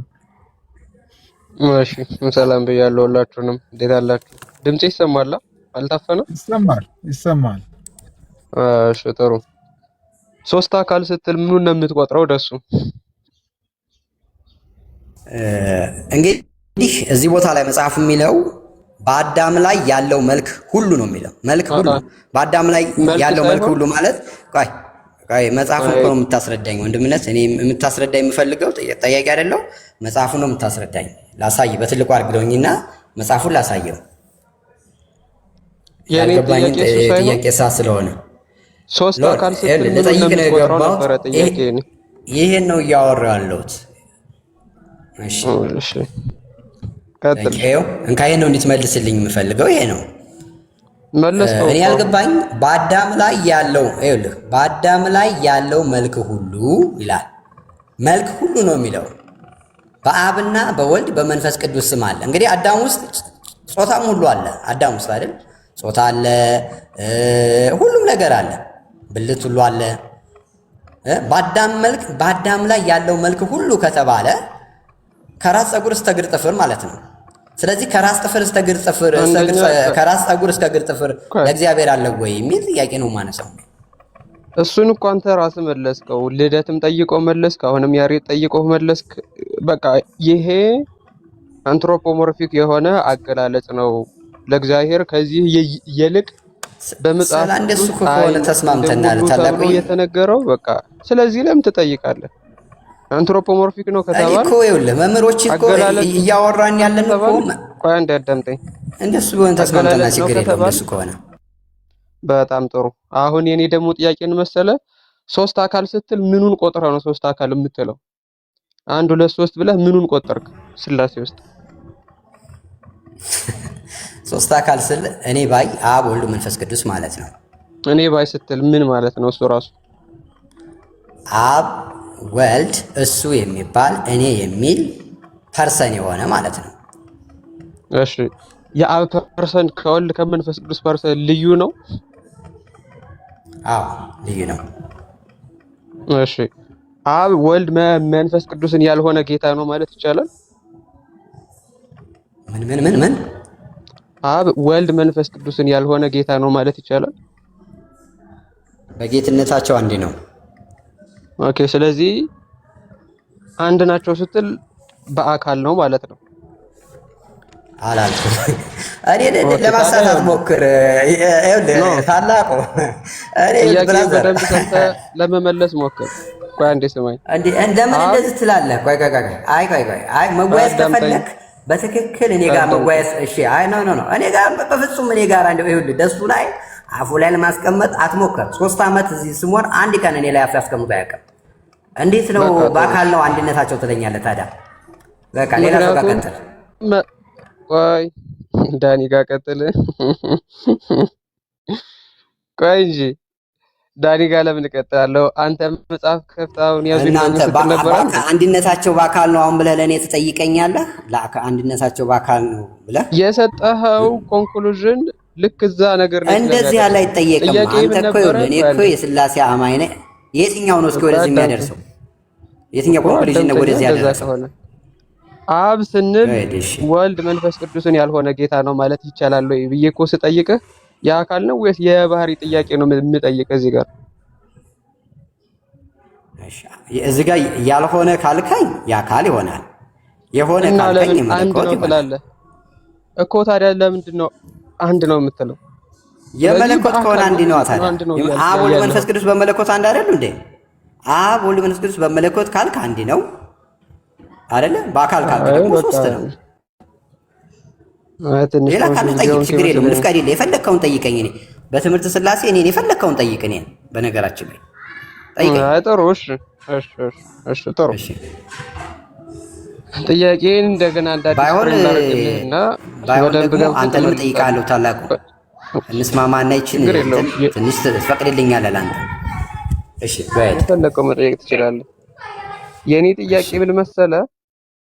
አብ ወልድ መንፈስ ቅዱስን ያልሆነ ጌታ፣ ወልድ አብ መንፈስ ቅዱስን ያልሆነ ጌታ፣ መንፈስ ቅዱስ ደግሞ አብ ወልድን ያልሆነ ጌታ ነው ብሎ መናገር ይቻላል ወይ? በትምህርተ ሥላሴ ውስጥ ነው። በጌትነታቸው አንድ ናቸው። መናገር አይቻልም። በጌትነታቸው አንድ ናቸው። ኦኬ። ስለዚህ ጥያቄው የባህሪ ጥያቄ ነው ብለህ ነው የምትረዳው ማለት ነው? አዎ። ኦኬ። ስለዚህ በባህሪ ልክ በአንድነት ልክ እንደምታስቀምጠው በአካልም ታስቀምጣለህ ማለት ነው? በአካል ታስቀምጣለህ ስትል በአካል ታስቀምጣለህ ስትል ምን እያልክ ነው? እሺ ቱ አድቫንስድ እንዳይሆንሽ ትንሽ ዳምፕ ዳውን ላድርገው። ለምሳሌ የአብ አካላዊ ግብሩ ምንድን ነው? አካላዊ ግብሩ መውለድና ማስረጽ። በጣም ጥሩ። ሁነት ወይም በኦንቶሎጂ ሲገለጽልህ ምን አልከኝ? ባሲ አርጊ አንቺ ዝጊ ዝጋጅ አንዴ ጫጫታ ላስገባችሁ አንዴ። አይ ሚውት ላድርግልህ፣ ድንገት አናደውክ ልጆቹን ያልሆነ ነገር ችግር የለም ወዳጄ። እኛም አንዳንዴ ቤት ውስጥ ልጆች አበሳጭተውን ያልሆነ ነገር እንናገር። ከዛ አንጻር ጥንቃቄ ለማድረግ ብዬ ነው ሚውት ያደረኩት። ተባረክ፣ አመሰግናለሁ ወንድሜ ተባረክ። እሺ ታላቁ ወንድሜ ቀጥል ወንድሜ። በጣም ጥሩ ነው። ስለዚህ አሁን እንትኑ ማለት ነው ቅድም በአንድነት ምናምን ስትለይ ስለነበረ ለሥላሴ ሶስት ፈቃድ ሊኖረው ይችላል። ሶስት ፈቃድ ሳይሆን ፈቃድ ከመለኮት ነው የሚነሳው። አንድ ፈቃድ ነው ያለው። በጣም ጥሩ። ስለዚህ ሶስት ፈቃድ ነው ያለው የሚለው ስህተት ነው። ሶስቱም ፈቃድ አላቸው። ያ ፈቃድ ግን የአንዱ የመለኮት ነው። ኦኬ። ስለዚህ የአብ ፈቃድ ከወልድ መንፈስ ቅዱስ ፈቃድ የተለየ ነው። ልክ እንዳካሉ የተለየ አንድ ፈቃድ ነው። የሶስቱም ጋር ያለው ፈቃድ ልክ መለኮት፣ አብ መለኮት ነው፣ ወልድ መለኮት ነው፣ መንፈስ ቅዱስ መለኮት ነው እንዳልነ ፈቃድም እንደዚሁ ነው። በጣም ጥሩ። ስለዚህ አሁን ፈቃድ ባህሪን ሳይሆን አካልን ነው የሚከተለው የሚሉት ትክክል ናቸው ወይስ ስህተት ናቸው? እነሱ ጋር ሂድ እናውራ። እነሱ ጋር አሁን እኔ ጋር ነው እያወራን ያለ ነው። ደስ የሚሉ ካሉ እነሱ ጋር የእምነትን መሰረት እየነገርከኝ ስለሆነ ችግር እኮ የለውም። አሁን ደሱ ነው እያወራ ያለው ደሱ ስለሆነ ደሱ ጋር ነው። እንደዛ የሚሉ ካሉ እነሱ ጋር ዲቤት አድርግ ታላቁ። እነሱን ሂድና እነሱን ጠይቅ ነው የምልህ። አሁን ደሱ ነው የምጠይቀው ያለው እኔ ጋር ነው ማውራት ያለብህ። ይሄ ይኸውልህ እኔ ጋር እኮ ይኸውልህ ቢያንስ 4 ዓመት ሆኖኛል እዚህ ቲክቶክ ላይ። እኔ ጋር ፖለቲካ አሰራም ጌታ ነው ነው የምልህ። አሁን ይኸውልህ ጥሩ እያወራን ነው። መጠየቅ የምትፈልገውን መንፈሳዊ ነገር ጠይቅ፣ እሱን እመልስልሃለሁ። በሥላሴ አልኩህ እስከ መጨረሻው ጠይቅ። በጌቴሴማኒ ክርስቶስ ሲጸልይ ነገር ግን የአንተ ፈቃድ እንጂ የእኔ ፈቃድ አይሁን ብሎ ተናግሯል። እዚህ ላይ የአንተ ፈቃድ እያለው ያለው ማንን ነው? እሺ የአንተ ፈቃድ ያለው አብ ወልድ መንፈስ ቅዱስ የመለኮትን ፈቃድ ነው እያለ ያለው። ኦኬ። ስለዚህ የአንተ ሲል ማንን ነው? እዛ ጋር የአንተ የሚለው ክርስቶስ እዛ ጋር የአንተ ሲል አብን ነው ኢንዲኬት የሚያደርገው። ግን በአብ ውስጥ ያለው የመለኮት ፈቃድ ስለሆነ ያ የመለኮት ፈቃድ በመለኮታዊ ባህሪ የአብም የወልድም የመንፈስ ቅዱስም ነው። ኦኬ። ስለዚህ የአንተ ብሎ ሲናገር የራሱንም ፈቃድ ጨምሮ ነው የሚጠይቀው ማለት ነው። የራሱ በመለኮታዊ ፈቃዱ ከአብ ጋራ አንድ ነው፣ በሰውኛ ፈቃዱ ደግሞ ከኛ ጋር አንድ ነው። ኦኬ። ስለዚህ አሁን ክርስቶስ እዛ ላይ የአንተ ፈቃድ ይሁን ብሎ ሲናገር ሰውኛ ፈቃዱ ነበር ይሄንን ነገር የሚናገረው ወይስ መለኮታዊ ፈቃዱ? ጌታ ኢየሱስ ያንተ ፈቃድ ሲል ፈቃድህን ሲል የራሱን ፈቃድ የስብዕናውን ፈቃድ እያጠየቀ ነው። ፈቃድህን ሲል ደግሞ የመለኮታዊ ፈቃድን እያጠየቀ ነው። ኦኬ። ስለዚህ ሁለት ፈቃድ ነው ያለው በክርስቶስ ማለት ነው። በክርስቶስ ኢየሱስ ፍጹም ሰው ፍጹም አምላክ ስለሆነ የፍጹም ሰውነት ፈቃድ አለ፣ የፍጹም መለኮታዊ ባህሪ ፈቃድ አለ። ይሄ ዳዮተለቲዝም ይባላል። ምንፍቅና ነው። በምስራቃውያን ዘንድ ራሱ ተቀባይነት የለውም። ሌላውን ነገር ልትሰውልህና እሺ አታባ እዚሁ እኔ አሁን ደግሞ ልጠይቅህ አይበቃኝም ወንድም? በጣም ብዙ ጠይቀኝ እኮ። አንዱን ክርስቶስ ለሁለት ከፈልከው። አሁን አየው አልከፈልኩትም። አንዱ ክርስቶስ ይኸውልህ፣ አንዱ ክርስቶስ ፍጹም ሰው ፍጹም አምላክ ነው። ፍጹም ሰው ስንል ምን እያልን ነው? እውቀት፣ ስሜት፣ ፈቃድ ያለው ሰው ነው። ዝም ብሎ ሰው አይደለም። ይሄ ስጋ ብቻ አይደለም። ፍጹም ሰው ስንል ፍጹም እውቀት፣ ስሜት፣ ፈቃድ ያለው እውቀት አለው፣ ስሜት አለው። ስሜት አለው ማለት የማዘን፣ የማልቀስ፣ የመሰማት የዛ አይነት ስሜት ያለው የመደሰት ስሜት አለው። እንደገና ደግሞ ፍጹም ይችላል ክርስቶስ። ቆይ አንዴ ምን ክርስቶስ ፍትወት ሊኖርበት ይችላል? ነቲንግ መጽሐፍ ቅዱስ ሲናገር ከኃጢአት በስተቀር በነገር ሁሉ እኛን የመሰለ ነው የሚለው የለበትም። በጣም ጥሩ። እሺ፣ ስለዚህ ኃጢአት በእርሱ ላይ የለም ተብሎ ተጽፏል ማለት ነው። አዎ፣ እንደዛ አለበት የሚሉ በጣም ደግሞ የተወገዙ ናቸው። በጣም ጥሩ። እሺ፣ ጥሩ። አሁን ለጠይቅህ ታላቅዬ፣ አሁን በቃ አይበቃኝም ወንድምነት፣ አይበቃኝም ወንድምነት። እስኪ ደግሞ ወደ አንተ ዘወር ላድርግና ትንሽ ጥያቄ ጠይቅህ። እቺን ክሊር እናርጋት። እኔ ብዙ አልጠይቅም፣ ወይ 2 ወይ 3 ነው የምጠይቅህ። ደከመኝ ታላቅዬ፣ ይበቃኛል። ይሄ ዴፊኒሽን ለሰብአዊነቱ ብቻ ነው የሚሰራው ወይስ ለመለኮቱ ይሰራል? እውቀት፣ ስሜት፣ ፈቃድ አሁን የመጀም ይሄ አሁን ለምሳሌ በምሳሌያዊነት እግዚአብሔርም ለመለኮታዊ ባህሪም እውቀትና ስሜት ፈቃድ እንዳለው ያሳያል። ግን እዚህ ጋር አሁን ጌታ ኢየሱስ ክርስቶስ ስብዕና የሰውነት እውቀት አለ፣ የመለኮታዊ ዲቫይን ኔቸር አለ። ጌታ ኢየሱስ ክርስቶስ እኮ አላውቅም እያለ የተባለበት ሁኔታ አለ ስጋውን ሲያጠይቅ። እንደገና ደግሞ እኮ ሊበላ ፈልጎ ሄዶ ነበር፣ ያንም ስጋውን ሲያጠይቅ ሂዶ ደከመ ይለናል። ይህም ስጋውን ሲያጠይቅ ነበር። አሁን ጌታ ኢየሱስ ክርስቶስ የፍጹም ሰውነት እውቀት አለ፣ የፍጹም መለኮታዊ ባህሪው ከአብ ጋር ከመንፈስ ቅዱስ ጋር አንድ ሆነ መለኮታዊ እውቀት አለ። ኦኬ፣ ስለዚህ ሁለት ሆነብህ። አይወልህ ቅድም ልክ እኔ እኮ ይኸውልህ ሁለቱ የተነጣጠለ ሳይሆን ሁለቱ በአንዱ ክርስቶስ በታቀበ ሁለቱ ባህሪያቶች አሉ። ያለ መጠፋፋት፣ ያለ መለወጥ፣ ያለ መቀየር፣ አንዱ አንዱን ሳያጠፋው አንዱ በአንዱ ላይ ስለመነጠል ሳይሆን፣ ቆይ አንዴ በደንብ ስማኝ። ማወቅ፣ መሰማትና ፈቃድ የሚል ነገር ለፐርሰን ዴፊኒሽን ሰጥተሃል አይደለ? ለመለኮትም ለትስብእትም ወይም ለስጋም እነዚህ ሶስቱ ነገሮች ካሉት በክርስቶስ ውስጥ ያለው ስንት እኔባይነት ነው? እሺ በደንብ ስማ። በክርስቶስ እኔ ባይነቱ ለፐርሰን ስለሚሰጥ 1% ነው። ያ 1% ያኑ አንዴ አይባል ጨርስ እንጂ ጠይቀኝ አይደል ታላቅ። ያ 1% ሁለት ቆይ እንጂ እባክህ አዳምጠኝ። ጠየቅ አይደል? ያ 1% ሁለት ባህሪያት አሉት። እነዚህ ሁለት ባህሪያት ደግሞ የሰውነት ባህሪ አለ፣ የአምላካዊ ባህሪ አለ። ለምሳሌ መጽሐፍ በስጋ ሞተ ይለናል። የሞተው ማን ነው? ያ 1% ክርስቶስ። ክርስቶስ ግን በየት ነው የሞተው ከተባለ በስጋ ብለን እናስተምራለን። መለኮት ስለማይሞት አየህ፣ እንዲህ ብለን እናስተምራለን። ስጋ ማለትና ስጋ ማለት ይለያያል። ይኸውልህ ከቅድም ጀምሮ ዴፊኒሽን ደጋግመህ እንድትሰጥ ማድረግ በኋላ ላይ መልሰህ እንዳትስደው ነው። አሁንም ቢሆን ማንነት ወይም ፐርሰን ብለህ ዲፋይን ስታደርግ ምናምን ማወቅ፣ መሰማትና መፍቀድ ነው ብለሃል። ለዚህ ደግሞ ለመለኮትም ለሰውነትም ይነገርለታል አልክ። ስለዚህ በአንተ ዴፊኒሽን 2% መጣ ማለት ነው። ምክንያቱም ፐርሰን የሚለውን ማወቅ፣ መስማትና መፍቀድ የሚለውን ለሁሉም ለመለኮትም ለትስብእትም ስለሰጠህ ማለት ነው። አልገባህም ምን እያልክ እንደሆነ?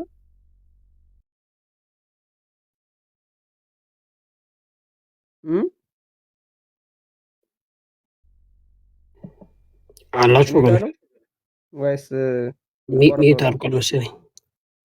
ኦኬ ደሱ ታላቁ ድምፅህም ሩቅ ነው። ሰላም ብያለሁ ዲያቆን ያሬድም ታላቁ ድምፅ በጣም ሩቅ ነው እኮ ታላቁ። ትንሽ አስተካክል። ሁለት ጥያቄ ልጠይቅ እንደ ታላቁ የፐርሰኑን ጉዳይ መች ጨረስክ? ሁለት ጥያቄ ልጠይቅህ። በጣም ብዙ ጠይቅህ እኮ በጣም ብዙ። ይሄን እኮ በወረቀት ቢጻፍ 2 ገጽ ምናምን አካባቢ ይሆናል ጌታ። አሁን ደግሞ ጠር ያለች ሁለት ጥያቄ ጠይቅህ እኔ። እሺ ጠይቅህ። እሺ ታንክ ዩ። በእናንተ አስተምሮ በኩነት ላይ መንፈስ ቅዱስ ለአብና ለወልድ ሕይወታቸው ነው ትላላችሁ። እንደገና ደግሞ በአብ ልብነት ያስባሉ፣ በወልድ ቃልነት ይናገራሉ ይላል እና የሶስቱም ፐርሰን በአብ ንግብ በወልድ ቃልነት ነው የሚናገሩት። እንደገና ደግሞ መንፈስ ቅዱስ ለአብና ለወልድ ሕይወታቸው ነው የሚል መጽሐፍ ቅዱሳዊ መረጃ አላችሁ? እነዚህን መልስልኝ። በቃ ይበቃኛል። እሺ በጣም ጥሩ። ኩነትን ከፐርሰን ጋር ማገናኘት ራሱ ጥሩ አይደለም። ምክንያቱም ፐርሰን ውህደት የለውም ወይም መገናዘብ የምንለው ማለት ነው። ሃይፖስታቲክ ማርክ የሚባልና ኦንቶሎጂካል ማርክ ፈጽሞ የተለያየ ነገር ነው። ይቅርታና ድምጽ ትንሽ ራቅ ብሏል። ከይቅርታ ጋር ትንሽ ድምጽ ብጨምር ወይም በዛኛው ስልክ ልግባ እንዴ? ወይ እሺ፣ እንደዛ እሺ፣ እሺ። አንዴ ወረድና ገባ። ዩ ጋይስ ግን አሁንም እባካችሁ አደራ ምላችሁ ፕሮቴስታንቶች ከታች አኬ በእናትን ናስቲ እንትን እዚህ የኦርቶዶክሳውያን የአካል ትምህርት ላይ ጥያቄ ያላችሁ ፕሮቴስታንቶች አሁንም እኔ ለዛ ብዬ ነው የከፈትኩት የቤቱ ርዕስ እሱ ነው። የቤቱ ርዕስ የኦርቶዶክሳውያን የአካል ትምህርታችሁ ትክክል አይደለም። እንግዲህ ቲክቶክ ላይ ዞር ስንል አንዳንድ ቤቶች ቤት ተከፍቶ አንዳንድ ነገር ስንሰማ ስለነበር እስቲ ይህንን ትምህርታችሁን ይኸው ኑና ሞግቱ፣ የኦርቶዶክሳውያን የአካል ትምህርታቸው ሞግቱ እያልኩ ነው። ዩ ጋይስ still I'm waiting your question። ጥያቄያችሁን እየጠበቅኩ ነው እስካሁን። መለስ ሌላ ርዕስ የማይገባ ከሆነ በቃ እናንተ ቀጥሉ ነው ልውረድ ወገን። ሌላ ርዕስ ዳኒ፣ ምንም ሌላ ርዕስ የለንም። ቅድም እኮ ፋንክሽናል ሰቦርዲኔሽን አንስታችሁ ነበር። ታላቁ አንድ ቁጥር ላክልኝ።